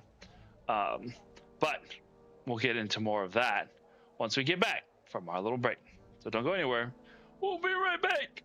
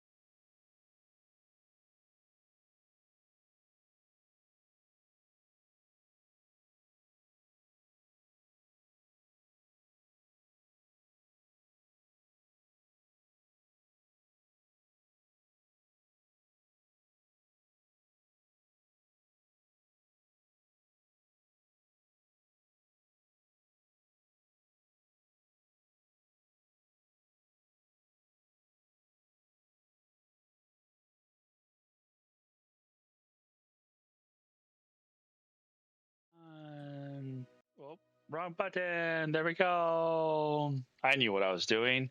Definitely. Mhm. Always We're all does. professional. Mhm. Okay. Beautiful. Okay, as you get back on the ship and everything gets loaded up, you do get a moment where you're able to kind of just get your things sorted. Tillo and Nina start like taking quick inventory of the things that were brought on the ship. Start trying to work on securing things with Asitis and Ven's help. You know, making sure nothing's gonna start spilling all over, tumbling around in case you had to make any unscheduled maneuvers, which of course will not happen. As the ship like lifts off. Oh nope, that's the wrong direction. There it goes. It was arriving. Now we are leaving. And the ship takes off into the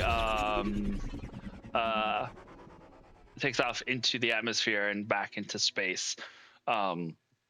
You guys find yourself back on the ship, and before long, oh shit.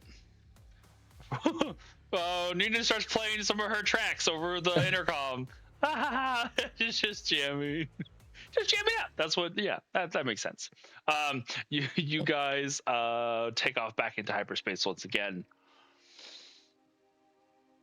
All right. So, Tillo, like looking over at the computer, was like, all right, our next stop is going to be we're going to pick up another friend of ours from the order, and then we'll be like What?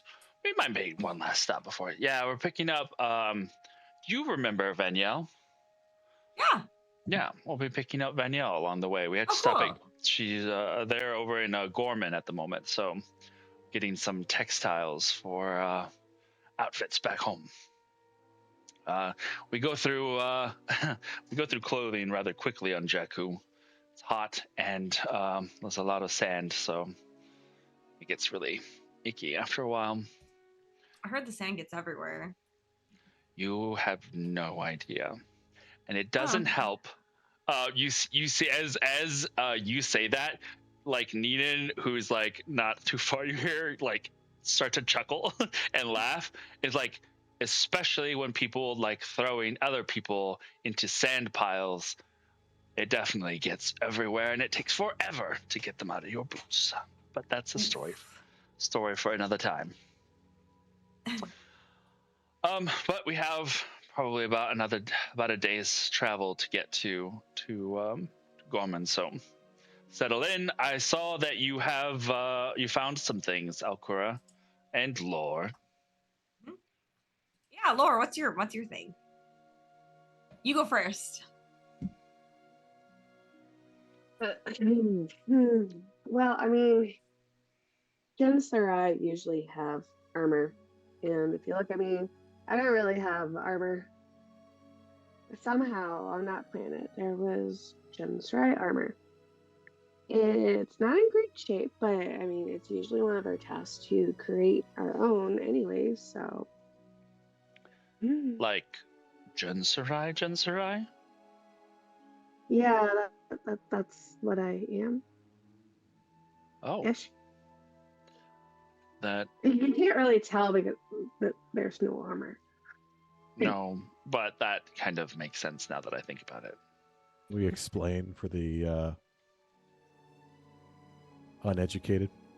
Yeah, don't worry. I don't know either, Akin. I have no. I mean, I know the title. She says it, but like, I don't get why armor is it like an outfit thing or. You see, Ven goes, just kind of like does this little Obi-Wan Kenobi Jedi stroking chin in thoughtfulness motion.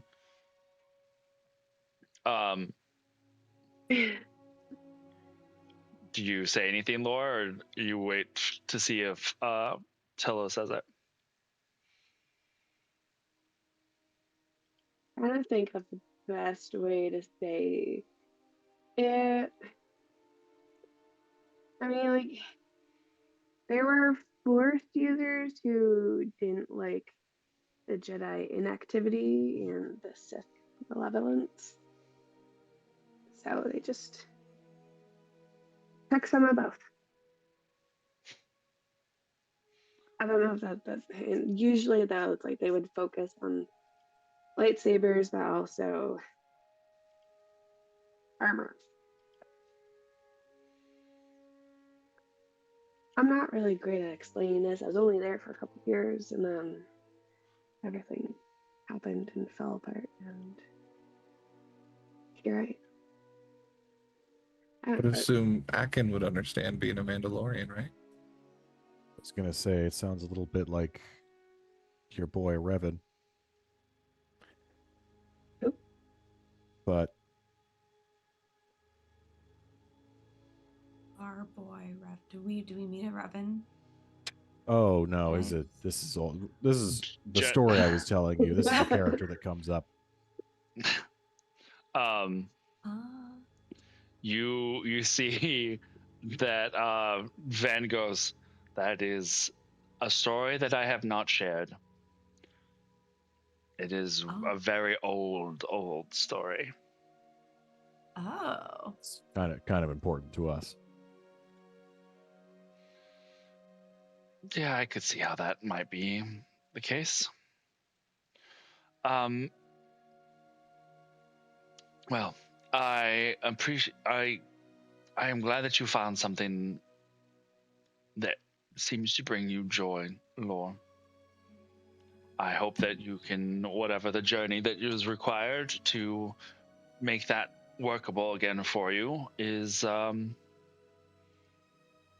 it's a good one. A good goal to have. You sort of need to know stuff alchemy, but well, You see Tilla go, yeah, can't really say that we do.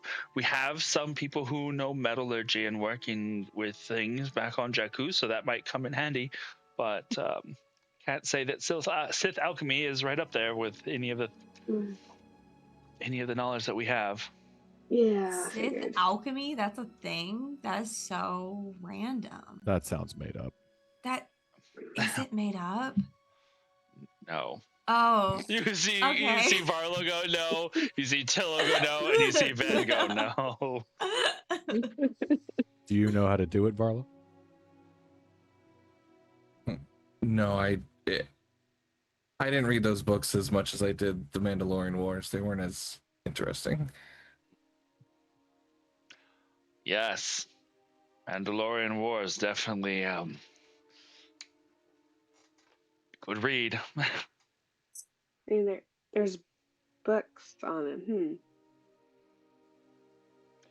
it. There are many things that are kept in have been kept from over the centuries. So I'm sure that there is probably something you could learn. I would suggest you try alternative means of alchemy before you would turn to that. I would hope.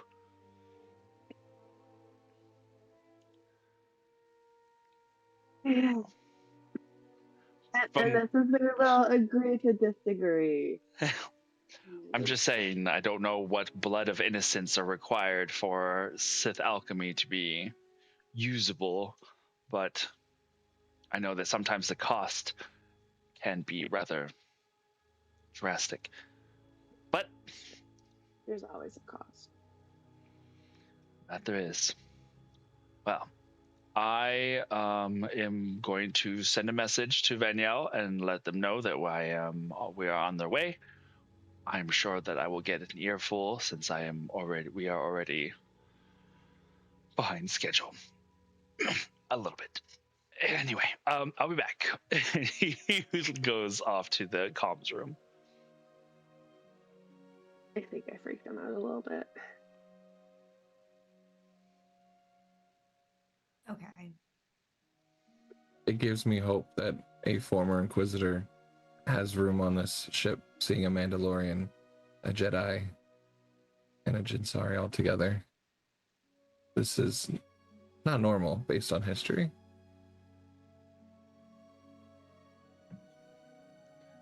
No, it is not.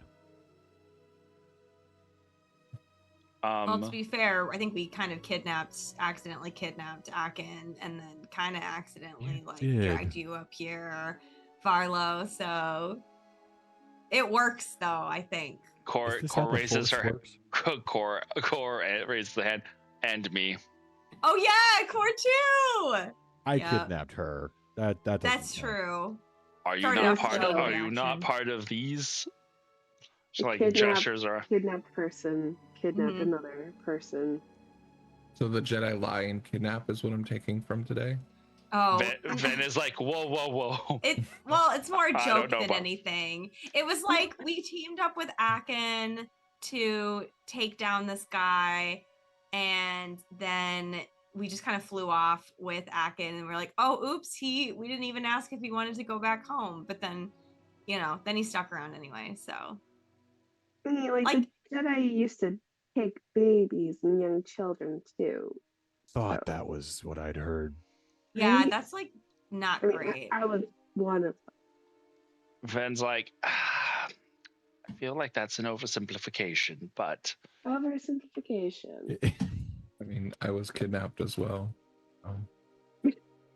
So everyone on the ship has been kidnapped at some stage. Not me. Other than oh girl. Who does most of the kidnapping? I'm the one that. This is how it kidnapping. starts. Ven's like, kidnapping would imply against their will. Under Yeah, I most circumstances, there is a level of consent that it must happen for a young one to be given over to the Jedi. At what age? It's- The age you can't The- really consent at. I was, yeah. Well, but the parents is what I'm saying. The parents can choose whether they send the child goes or not. Under most circumstances. Barlow, Yeah, what were you gonna yes. say? Thank you. Do Jedi, after being consented to be kidnapped, are they allowed to go home if they want to? If they desire to leave the Jedi Order, then you can leave the Jedi Order. There are many who have. Some better by their choice, and some because there are rather strict and high standards that are needed to be a Jedi. And if they can't live up to those standards, then they can leave. And they are given a job somewhere within the galaxy that they can use the skills that they have learned to help those around them. But like, Mom, you just like deleted your existence out of the records, didn't you? And just like I did. lived, So There's also like, did you really think they'd let you leave if you did that though?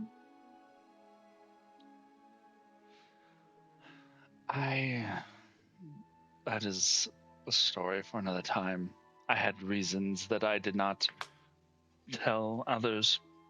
If I could do things differently, I think I would have.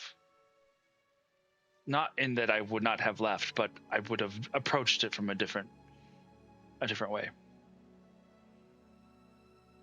Okay, With we gotta pride. talk later. We will. Well, We then will. it's better than the Inquisitors because you say you want to leave and then you just disappear in the middle of the night. You see Ben go. Asitis just does that whistle like, whoo. It's like, I'm going to go and find something to do. Notice a lot of people do that after I talk. I'm sorry. Oh no.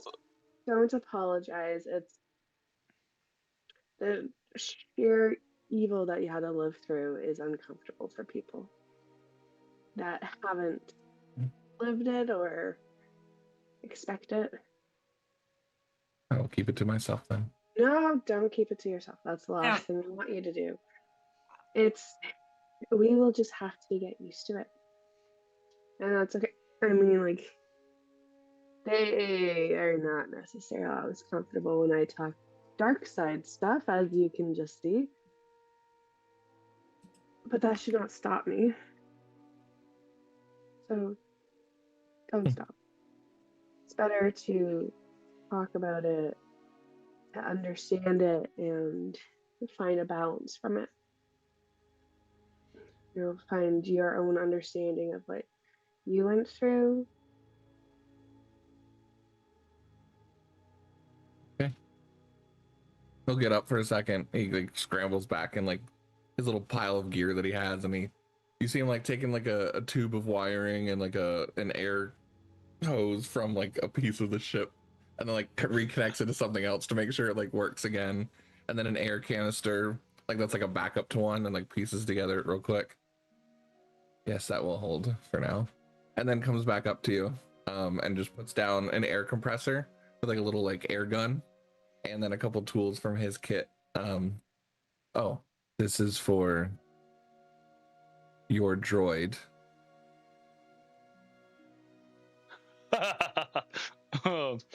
For Laura's droid. I think it will look good once you clean it up and wear it. Thank you. I would volunteer my help, but I think that will be your own journey. Yeah, it's gonna take some time. But it's gonna look awesome. You guys are gonna be jealous. I won't. I mean, you've got your own stuff. As like Akin's armor sparkles, like.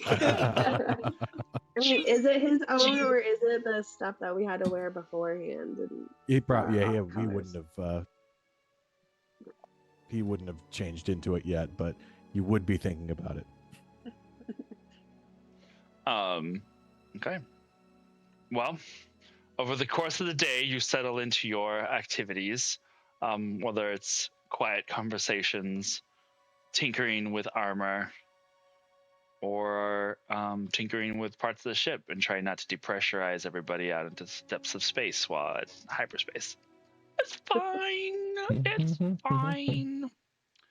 If it was a backup, it was a backup thing, not a main item. It's okay. It's fine. Beautiful. We're going to skip ahead a little bit into the timeline by a few hours.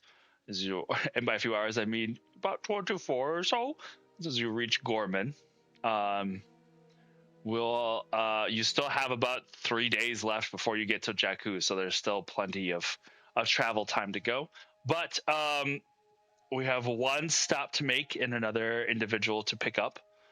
So as the ship lurches out of hyperspace, flies over to the planet of Gorman, you see this beautiful gem of a city, just like the beautiful gem of a planet. As you get down to the city, you see these massive mountains, these tall trees, a beautiful, beautiful cityscape.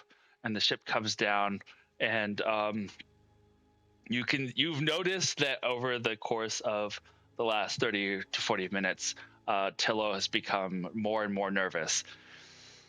Oh man, okay. You remember Vaniel. For the rest of you, they're a member of Jakku, where we're going, and someone that I have trained with since I was a boy. This as close to a sibling as I might have within the Jedi Order. They might be a little upset that it's been a couple of days overdue since we've arrived. So, just whatever comes out of their mouth, don't take it personally, just in case. But it should be fine. It should be fine, right? It should be fine. I think Carla it'll goes be and fine. puts on the poncho to cover up the Inquisitor armor when he says that. Beautiful. All right. I am going to have Vaniel join us then. Uh-oh. Oh. Let's see. As we move around, I gotta remove Live editing, folks. Babcam goes away. There we go. I'll put we you are over in here. pieces. There we go. Yeah. Oh, There we go. There we go. Oh wait, I have it set differently. Okay, hold on. There's 2 Akins on the screen. That's crazy. Can you hear us? Yes. All right. Cool. No. Yay! Don't worry. Welcome in. We're getting it put together. Putting it together. Danielle, don't be mad. As Danielle, you had gotten the message that Tillo and Neenan would be arriving a few days late. Finally getting the communication already. The judgment, I can feel it. You have been waiting at the pad in which you see the ship coming down to land. As we get to the gangway comes down, and you see Tillo there. He's like, puts his hands up already. Now I know that there's a good reason. I promise. I did not forget that you were here. And what is the reason? What's the reason? What's the reason? We had to stop and make a stop. We went to, you hear Neenan from the back go, we went to Narshada. Neenan, get out here. I need an explanation, and he's not going to give me one. I'm going to give you one, I promise. Neenan's like, you remember the friends that we made, Alkura and Lore? They kind of needed our help, and we're taking them back home to Jakku. Okay. That's okay. You couldn't have started with that. I was trying to get there, dear. This is why I asked Neenan. She won't waste time telling me all sorts of things. Also, she would have been on time. We're here. Did you get the textiles? You got the fabrics, everything that we're gonna need? All the fabrics. I've had them for so many days. Right. Also, hello again, friends. Vanille, you see I'm not mad at you guys. you can be a little mad at us. I'll keep that in mind. You see here, move some people for a second real quick. All right, there we go. That kind of fits a little better. It's been a hot minute since we used this screen. Okay, so as you get up onto the ship, you see Alkura, you see Lore, you see Akin, who you have not met before. You see this young man dressed in, I guess, Mandalorian armor, no helmet, but you recognize the armor. And then you see another young man who looks like they are wearing, they look like they're wearing maybe some black Imperial armor, with one of Tillo's ponchos like thrown over it, like cowering behind Akin, trying to like hide as much as possible. No. Listen, I recognize that poncho, and unfortunately, no matter what you do, you can't hide it. It's okay. You can just wear it. I know it's his. It's not yours. I won't judge you for it. You see Tillo I think it worked. So, this is Akin. That's a family member of his, Core, and this is Varlo. We picked them all up on Narshada, which is why we were late. We had to make a detour, and now we're on our way back. Everything's fine. Yeah. We got into so much trouble, so thank you so much for being patient while they picked us up, because it was so bad, and we're so happy to be here. We were I'm glad they kidnapped with picked you. consent. You know, consent is good in all cases, even kidnapped. So I'm glad. Especially Gosh, we were just talking about that. That's crazy. Crazy. Also, I really like your boots. I think I took some of those once before. I think it was off a dead body, but also I don't remember. But those are really nice boots. You say that to Barlow? Mm-hmm. Mm-hmm. These were also from a dead body, so thank you. Oh. Nice, very nice. I hope they hold up very well. They have so far. Gives This who are is- you wearing a whole new meaning. Who are you wearing? That's crazy. Yep. Mm-hmm. Yep. So I'm painfully embarrassed right now. yeah, he as oh my gosh, my mouth can't work English right now. As he goes over to the door and it like closes behind you guys, he's like, yeah, so it turns out they met Gandrin and Oberon and Malum and Vex. We ran into them on Nar Shaddaa again. I'm sorry, but they must be obsessed with you, Tillo. They got some sort of Why? tracking implanted. I don't know. What did you do? I didn't do anything. How did they even know Looked at they them, were didn't you? there? They were there already before I got there. Mm, They did hear that some Jedi or something was supposed to be in the arena at Nar Shaddaa. So I think that's why they came originally. If that helps. But I do think if they said that they've been following you guys all over the place, there's got to be some weird connection there. they've been following Tillo for so long. There's just something there. There's some weird obsession going on here. We just need to somehow end it, but Tillo doesn't like ending things permanently. And doesn't let me do it either. We could have solved this problem a long time ago, but That's his fault. Alcura. All of a sudden, I feel very attacked. Alcura, Alcura, give me a lore check for me. Can I aid her at all? Not in this one particularly. This is just more of a recalling of something from before. For sure. 12. 12. Mhm. You know, even though you remember having done the like meditation practice with Vanyel before, there is something now that their voice is very familiar to you. You feel like you've heard it before, and it almost feels in a dream. You can't quite place where, but you've heard this voice. You think. Danielle, do you happen to like be in people's dreams sometimes? I try not to be Oh, okay. my own or anyone's. What? I try not to be in anyone's dreams, others or mine. Okay. Like I know we've like talked before, but I just feel like your voice is so familiar to me and I can't.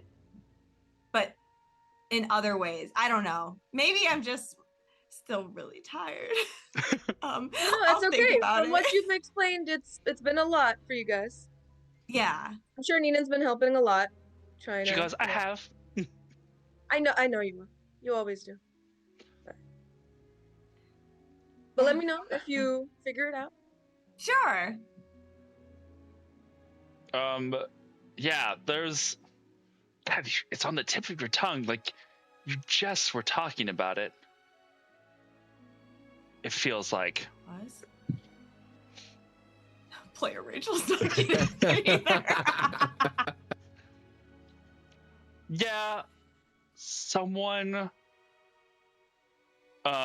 You hear Tillo continue to talk to Vanyel about their encounter with Gandrin and the group, and then he goes, "Yeah, so they wound up staying with Gandrin and their posse at some little hideout in Nar Shaddaa for a while. She even took his shirt." What are you doing with this shirt? Does it even fit? It's not really, but like no. So Oh, so you tried it on. Okay, cool. yeah. It's a really. A shirt's a shirt. I mean, at the end of Yeah, the day. you know, it's a really long story. I had like a really fancy dress I needed something. Anyway, Yeah, no, I was doing it to remember to try and like suss out some stuff because you know how sometimes with the force you can get an object and remember memories. Oh, like psychometry, psychometry. I never Yeah. figured out exactly how to say that. I don't even know if that's. Yeah, Is that's that correct. the fancy I word for kind of it? I slept didn't in Yeah. those. know. I kind of slept in those classes. I won't lie, because I didn't have it. So I was like, but Yeah. okay, did it help? Uh yeah. The I think there's a guy, like a guy above Gandrin and everyone that is extra evil, extra dark side. And then they just I don't know, it seems like they are really wanting to add more people to their group. Like they really are focused on turning people, I guess. You see, Oh, is that why you were in their hideout? Were they trying to get you? Get Yeah, rid of you I guys? think so. Someone. I mean, there's a few of us here that probably Yeah. could have. That's what I was wondering. I was like, because Yeah. all of you were there, right, in that hideout. Oh, you're gonna have Yeah. to be careful. Especially if you're hanging out with Tillo, they're probably gonna keep showing up. Oh dang it! That's what I was hoping wouldn't happen. well, I'm sorry, you know I'm right. They keep showing up. One I day did tell we're gonna them. have to stop it. I did tell them. She had Okura said that she even saw a time when Gandrin had pushed someone to a place, and that wasn't me. I look at Vanielle and I just kind of go, like I don't want to say it out loud, you know. I don't want to like make it a big deal, but it's like the connection she makes with you, like the look she gives you is like, I think I know it was you, like type of look. But she's trying not to be super blunt about it vocally. I'm not the only one that Gandrin has had eyes or machinations on. Listen, Tillo, just because he's got a thing for siblings, it doesn't mean we need to feed into it, okay? It's Yeah. okay. Just they always want a set. The bad guys want a full set. We just have to. Well, That's why we live so far apart sometimes, you know. that's true. Anyway, I'm sure that the masters back on Jakku are eager for us to return, so I'm going to Who's go the back sibling? up. Well, we grew up Raised, together. trained together. Yeah. Oh, got it. I didn't know if there was more siblings connections that I was missing or something. No. Okay. Not that we know. Yeah. Barlow just slides have- over the notes that he was taking from earlier when he was talking about them being basically siblings. Oh, thank you. I've been trying to keep up. Quick notes version. Yeah. The Jakku lore is deep. And Well, made up. No, it's canon. Come on. No. It's canon. It's always canon. Don't get me wrong. It's just also always well,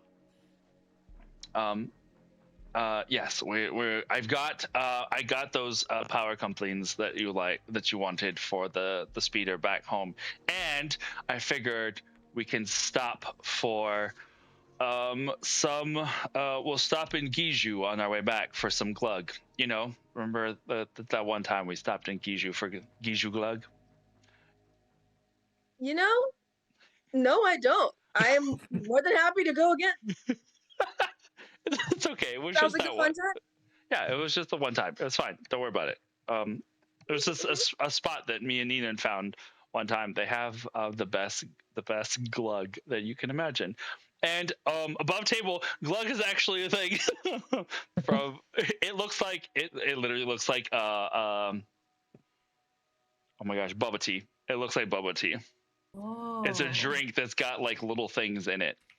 I found Giju glug. Yeah. Is it alcohol? Yeah, probably. We could probably put some slurp in it. It's fine. Alcoholic now. Wait, slurp alcohol. I mean, we You can put some in Slurp, and then that makes the Slurp alcoholic, and then it's Slurp and Glug. Slurp and Glug sounds like an amazing time. I did find an orange slurp in the back of the ship. Ooh. That one's been there a while. I can These tell. things age, okay? Just like Yeah. alcoholism. Yeah, Age yeah. well. It just gets better with time. Better and No, more it potent. doesn't. Does. You need to have a people are refined monsters. palate. That's all. Marlo's health meter is already going to the red on his marker. It's fine. You have the It's poison. just like a Cindy. vaccine. You're just building your immunity. Yeah, exactly. You can then withstand more potent forms of Slurp in the future. That's the thing. Slurp is a kid's drink. And those kids don't die of poisons. That's This is a fact. Correlation, causation. It was the first Inquisitor test that you had to go through was surviving Slurp. See? Right there. There you go. This What, is- if you It didn't says get Slurp diabetes, where you your could be an survivals Inquisitor? are 8 times priority. yes. The answer is yes. But yes, we're gonna be on our way.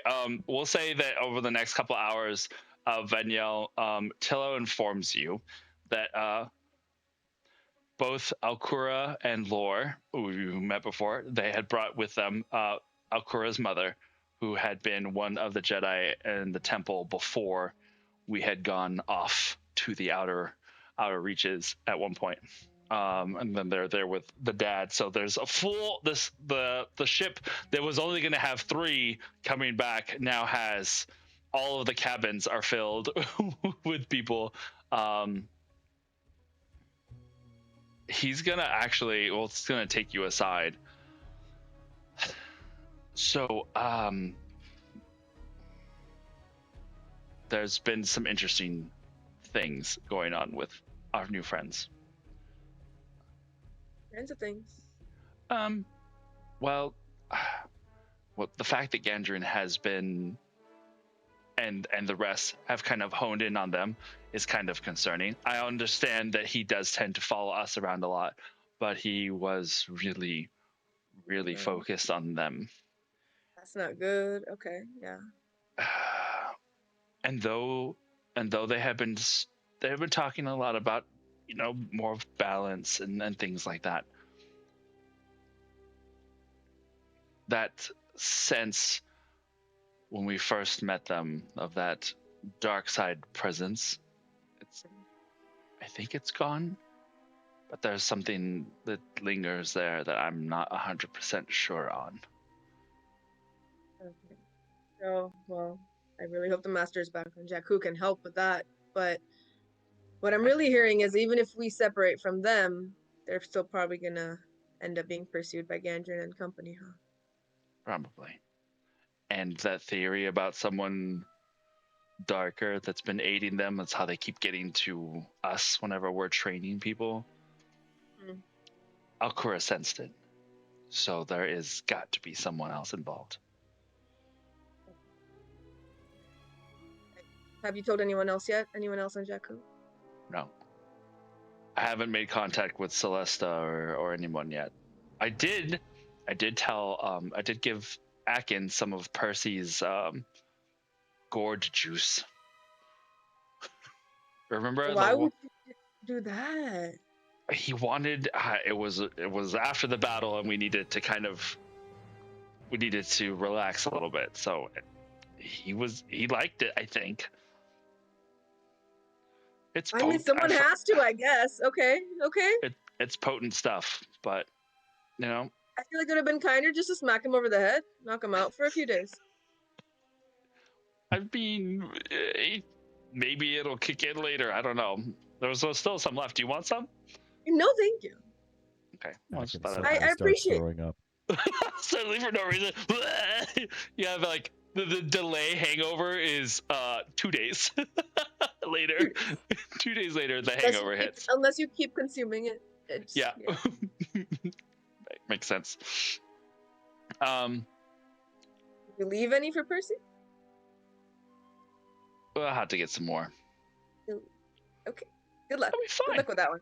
Yeah, it'll be fine. It'll be fine. Yeah, He won't mind. yeah. Um, I mean, if there's at least a little bit left, he definitely won't mind because he'll But- forget soon enough. I just wanted to let you know, just to keep an eye out the next couple of days as we travel, in case you Okay, yeah. feel any disturbances. Oh, and also maybe be careful what you say around Varlo. Oh, why? He seems nice. Oh, he is. Was an inquisitor. Oh, that explains. They're Yeah. not nice to each other, are they? No. And I mean, I don't want to say that this is Alcura's fault, but she's the one who kind of helped bring him and said that I don't think he's going to be a problem. But I just didn't want you to be surprised if you saw him take the poncho off and you saw the Inquisitor armor. We know that he's an Inquisitor. He just seems to want to leave the Order. Yeah. And he survived doing it, which is I was gonna say, that's not easy. a rarity. Fair enough. That does explain the general demeanor. Yeah. Yeah. So I'm sorry that I didn't tell you everything right away. I just wanted to make sure that I was here in person. I appreciate that. I'm Still gonna sorry yell at that you later. I know you are, and I'm sorry that I'm sorry we were late, but it was for a good reason. Good. Yeah, that's fair. I still forgive you, but I still think Neenan would have been faster. It's not my fault you trained a better Padawan than you were trained yourself. That's not my fault. Is that not a compliment? You raised a Padawan, ended up being better and greater than you in almost every aspect. I'm glad that Neenan's not around to hear this. That's all I'm gonna say. I will tell her to her face directly later. Don't you worry. No, please don't. Here's it from me every single time. I tell her every time. Mm-hmm. Yep.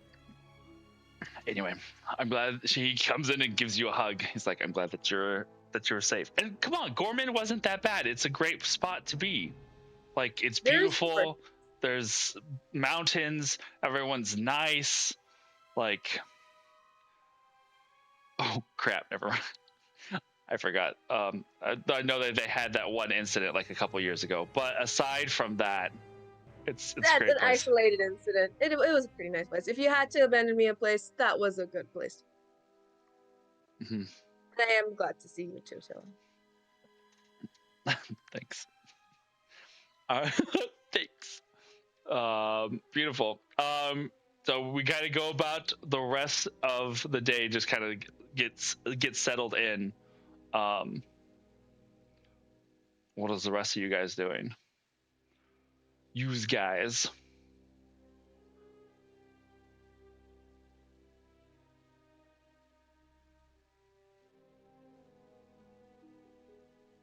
Like I watched Martel unmute, so I was like waiting for him.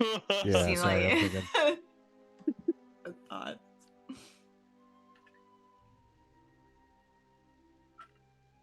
Nothing. Well, okay. I know what I'm going to be doing. So Okay. Laura's just going to be sitting there using that like little can that she was given to you by Varlo to try and clean some of the rest up. Mm-hmm. That's just what she'll do all day until it's empty and be like, now we're draining. Beautiful. Every time we walk through the room, just a fair amount of dust and rust and grime. It's starting to get a little shine to it. You see at some point, Venya, if you come into the hold where Laura is working, you see that she's working on some armor that is being done. I'm going to say there's a small chance that you might recognize it as number one, just an old and a bit of an artifact. But it looks, the way that Laura is taking care of it, it looks very dear to her for some reason. So I'm talking to Laura, right? While you're cleaning, I'm trying not to interrupt too much, but getting your attention a little bit. Of just like, is this like a family heirloom or something?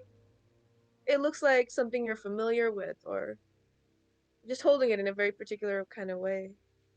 Oh, I wouldn't say family heirloom per se, or possibly. I don't know. One of my people probably had it at some point, but then we found it on wherever we were.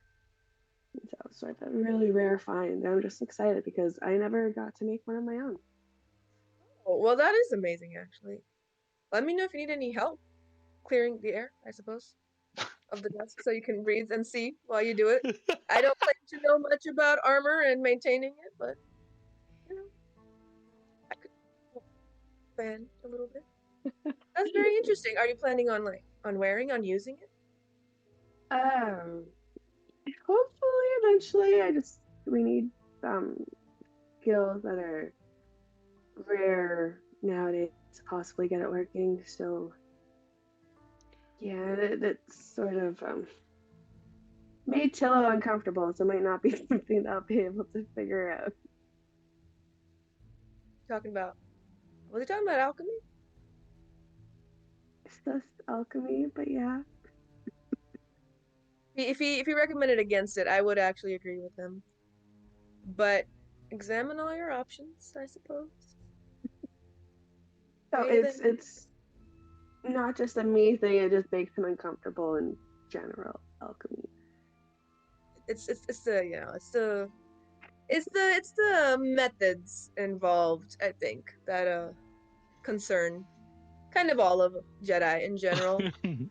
Um Not Yeah. specifically the goals that you're trying to use them for, but the how we're getting there.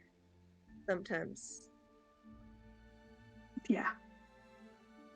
I But hey, definitely agree with that uncomfortableness. maybe a little. But at the end of the day, you do you. We can't control what you're doing. Yeah. Don't tell him I said that. He's over there sensing like No, I'm completely oblivious. That's this is just. true. I was like, come on, this is Tillo. Unless he's specifically in the room, he doesn't know what's happening. No, you just have the idea of, oh yeah, Daniel's probably talking shit because fact. Because it's probably true. Just general. Yeah, just in general. Also, I will at some point come to you and be like, where am I sleeping? All the cabins That- are full. Yeah, about that. We're kind of just we're just wherever you find a spot. I think I know that Alkura and her parents are in that room. Me and Neenan have been bunking in her room. We gave Lore. Don't even worry about it. I'm coming into Nina's room. Okay. Doesn't matter. You're gonna go stay with Neenan. That was beautiful. All three of us. Let's go. Yes. It's slumber party. Lumber party. No room for any of us. Alkura, Like were you gonna... squished on the floor. Alkura, were you gonna say something? Yeah, I probably would find Danielle at some point and be like, hey, so sorry, I didn't want to like totally call you out that I accidentally saw a memory. I think it was definitely you. What memory? I think it was like a really not great one. Unfortunately, that doesn't narrow it down. Oh, oh no. Well, I couldn't see the whole thing. It was more like I heard voices, but it was with Gandrin because it was the whole spying on him thing I was doing. And I think he was trying to get you to turn to the dark side, and you were like really, really mad or yelling or something.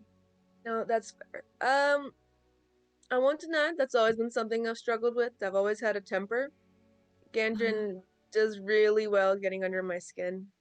And there was a time where it once got real close. Tella doesn't talk about it much, which, to be fair, it was not a great time for anyone involved, but yeah, he was really good at just sort of, I didn't even notice what he was doing. It was just making me angrier.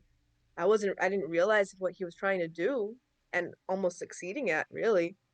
But he was just getting me to be so angry and just so upset and just relying on my emotions, those kind of violent negative emotions that I was unconsciously, unwittingly just sort of reaching for the dark side.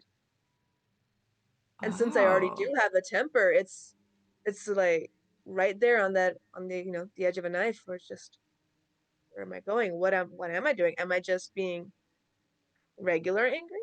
Or am I getting to the type of angry where I'm speeding itself and becoming more violent, more negative, and then Mm. going to the dark side? Did he do anything in particular, or is it like? I mean, I guess you don't have to say you don't want to. I know we only talked a couple times, but I was Okay. curious. Honestly, I don't remember. It's kind of a haze. That's how bad it got. Where looking back on it, it was Oh. pretty clear what was happening, but in the moment, it was just so all-consuming and overpowering that I didn't really know what was happening. I was just following my emotions, the bad ones. Oh. Interesting. Okay, I don't want to say this to very many people because it's kind of embarrassing, but like I was actually getting really like frustrated too. Like we fought, like we totally like, and I beat him, so like that was cool because Hey, I didn't think I nice. was gonna. Thank you. I didn't think I was going to. I was He like needs really it. nervous there for a He minute. needs it. Yeah. Hopefully humbled him a little bit, but um, yeah, I don't know. I was actually surprised at how like frustrated I was getting. Normally, I'm pretty, like peppy a little bit, but that Mhm. was not happening that time, and I don't know. Yeah, I mean, negative emotions, they're not unnatural. That's normal for anyone. Right. You have the entire spectrum of emotions all the time. But Gandrin is really good at taking that and just pushing you towards becoming even more negative, just even darker, even more dark in your thoughts and your actions without noticing because you're already there. Your frustration is normal, right? You're angry, you're trying to, whatever was happening that you were fighting, right? Those emotions are normal. So you already have them, but then he gets in under your skin and then just makes it worse. Just keeps pushing, keeps pushing. You don't notice because to you, you're just frustrated. Yeah. It's really hard to tell in the moment. Looking back, it's a lot easier once you have a clearer mind. But just those emotions, especially when he's right there and the dark side of the force is so close and you sense it, it clouds your mind. It makes it really Oh. hard to see. And I am very sure that Gendron also actively works to cloud your mind and your thinking. So you sort of stop thinking rationally What? Is that and, like a force thing? oh, just the blinders type situation. I've heard of that. I think I've read some of those in like the hollow books, but like, yeah, where you just block out other things and you can just see one, but you don't realize you're not seeing anything else. You're already Oh. so blinded, you don't realize there's anything beyond them. Oh, that's creepy. Okay. It's very gradual sometimes. It's never just a Right. flip of a switch type situation. Well, you would notice that. But when you slowly Yeah. feed the flames, you don't notice. Yeah. Oh, I'm glad you told me honestly, because as you were describing it, I was like, wait, that sounds kind of familiar. And I don't like that it sounds familiar. So maybe if I am more prepared emotionally, just in case we run into him at some point. Hopefully not, but if Probably we do, not, maybe. but Yeah. it's I from what I am understanding of your group and my our group at this point, yeah. Aw. It's probably me, Yeah.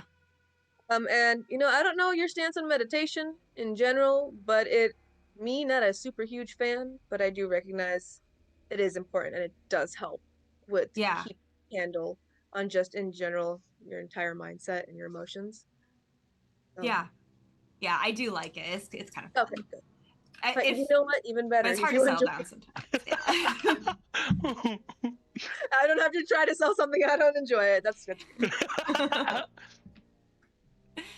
Okay. Well, thanks for the advice. That actually helps a lot. It's good I'm to glad. keep in mind. Yeah.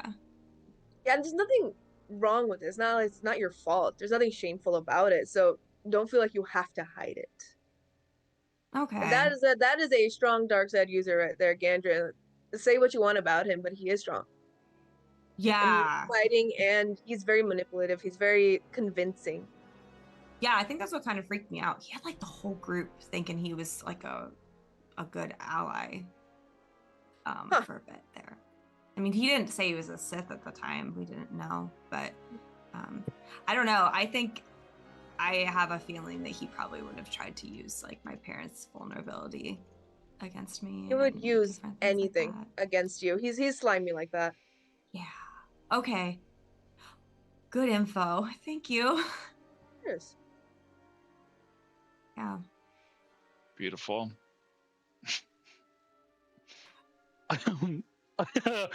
Love it. Yeah, I love that. His reply after he said, "I hope it humbled him." He's in chat and he goes, "It didn't." Dang it. I love that so much. It's got to be fun to just sit in a stream and watch people gossip about you for half a minute. Oh gosh. Gossip to your face. Don't worry. Yeah. Yeah, it's fine. We'll say that at some point, Akin, as you are up in the shuttle up, he says it really is. As you are up in the shuttle on the top of the ship, you hear a knock on the door, and Who is it? It's me. You hear Core on the other side. Come on in. Hey. What's up? So I was wondering, now that we're on the, what was Tilla saying? No, they're on the back end of this trip, Mm-hmm. and that we're going to do that thing, right?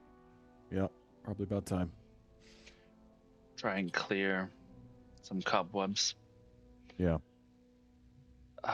What what's gonna happen if I don't like what's on the other side?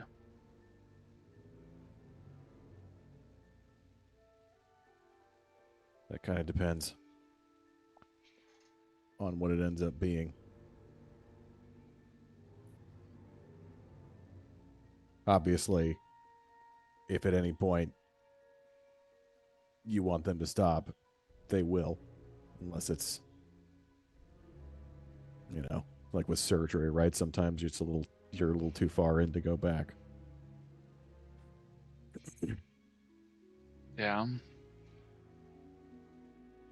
What if in all of this, and they clear away what was programmed into my mind? What if I forget it all? What if I just... She looks down at her armor, the weapons at her side, and what if it's all gone? What if it's part of it?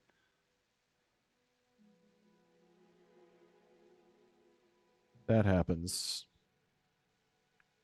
You get a new lease on life.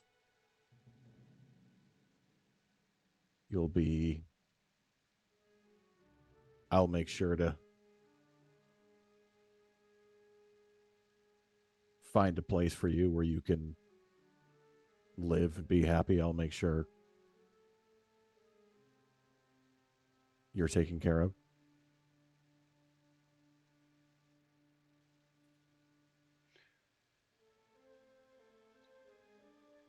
And I'll be around if you ever remember anything.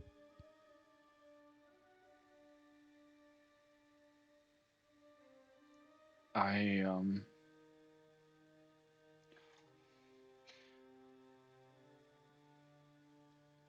don't have a reason to, I guess.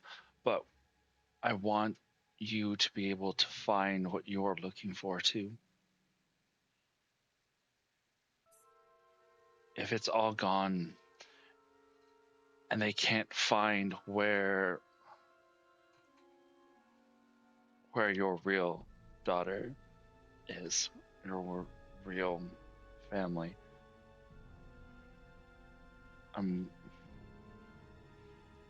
I guess what I'm trying to say is I don't want you to lose out on that, and that is the only reason that I'm hesitating and letting them clear things away. I mean, is there anything you haven't told me?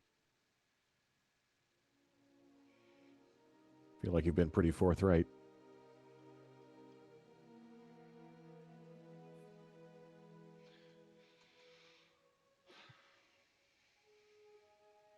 No, I've told you everything.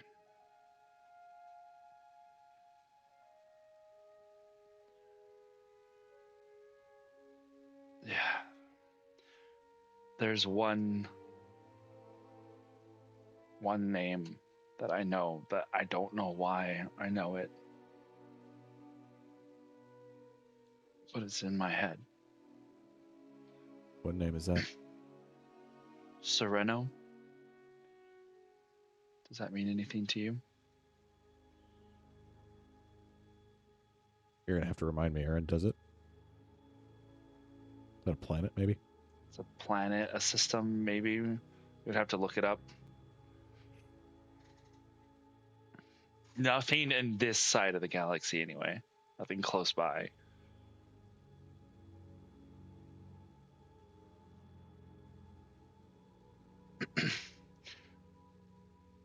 If It's a it's all lead. gone, something for you to maybe look into. Yeah.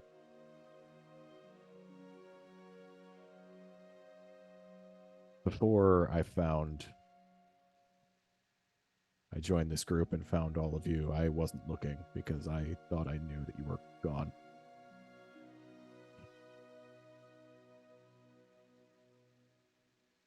Now I know there's actually a ton of you out there.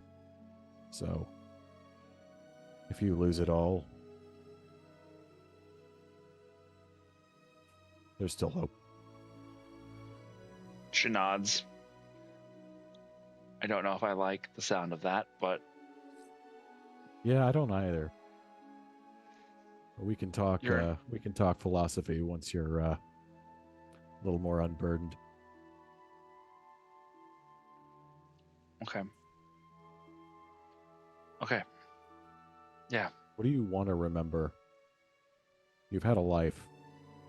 You've had friends, presumably, even if they all look the same.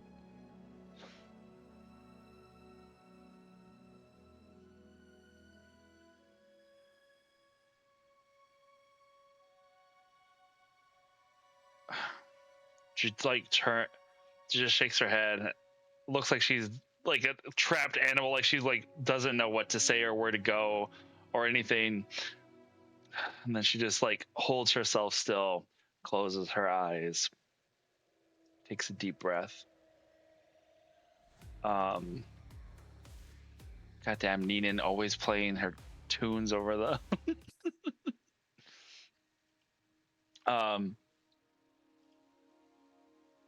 closes her eyes as she looks at you.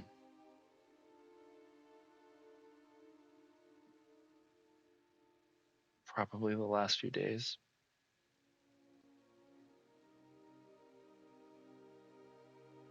I might find her insufferable sometimes, but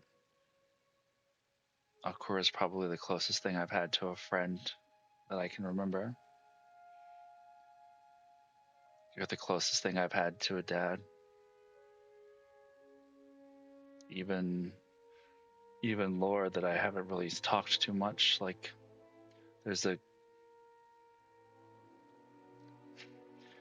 weird to say that there's a comfort to how lethal she can be? That's a good Mandalorian friendship right there. It's just I know I can count on her to get the job done, and I think that that's admirable. We could always count on each other when we were back in the syndicate to do things. So it's nice to have someone who knows what they want. And I think that you deserve to find what you lost, even if it's not me.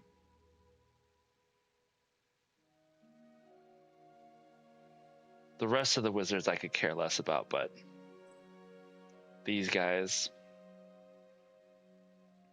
That poor This Tillo guy gets bullied so hard. I think I honestly think he's okay with it somehow. Yeah, I do too. That's low self-esteem.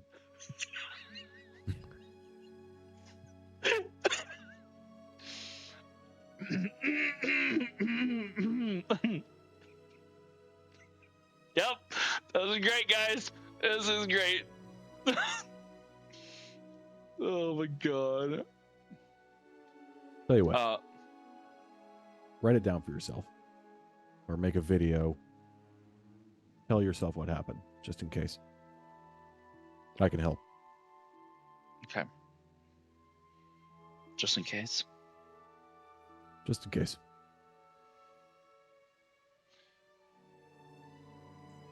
She takes a hesitant step towards you, and then just like rests her forehead on the chest of your armor. I'll give her a little hug.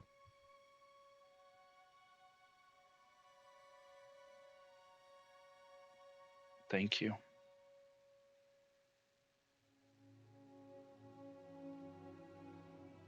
You're a great dad.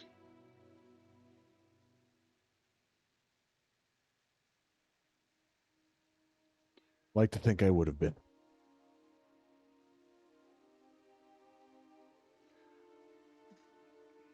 And you guys set to making a little reminder video as she prepares to cleanse whatever the cloners would have installed the command to drop, the commands to kill, and whatever else they had planted inside of her mind.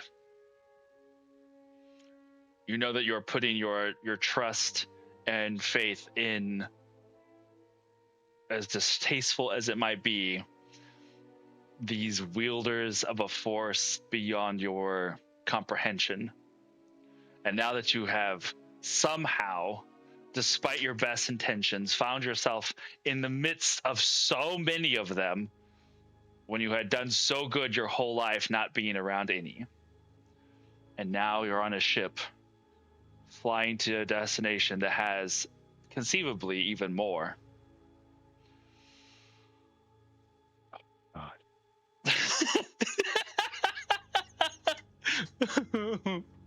Beautiful.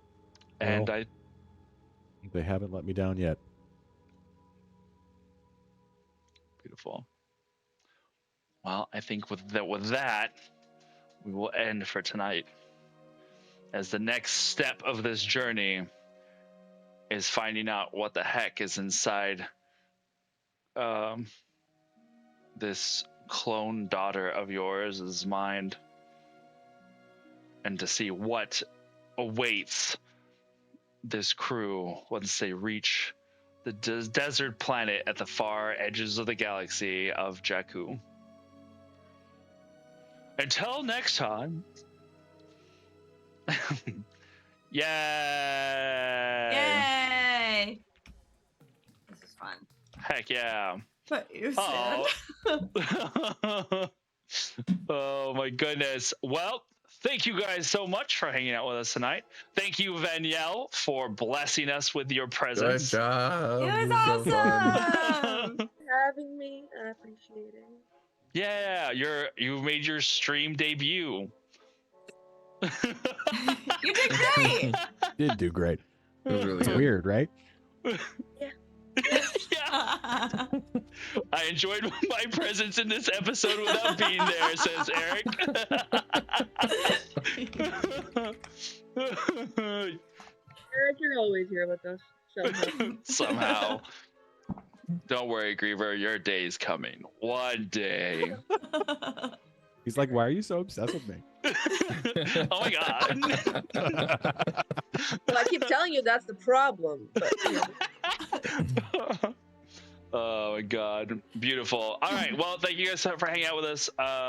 We'll see you next week for more games. I believe there might be another D&D stream on Tuesday in the works, so that's gonna be fun until then as well Thursday, and then we'll see how things go next month. Looking forward to catching up with the rest of the Star Wars crew gang here soon, as February is just around the corner.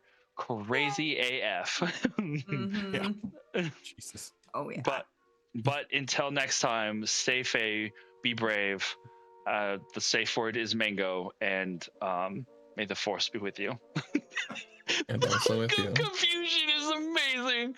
Bye.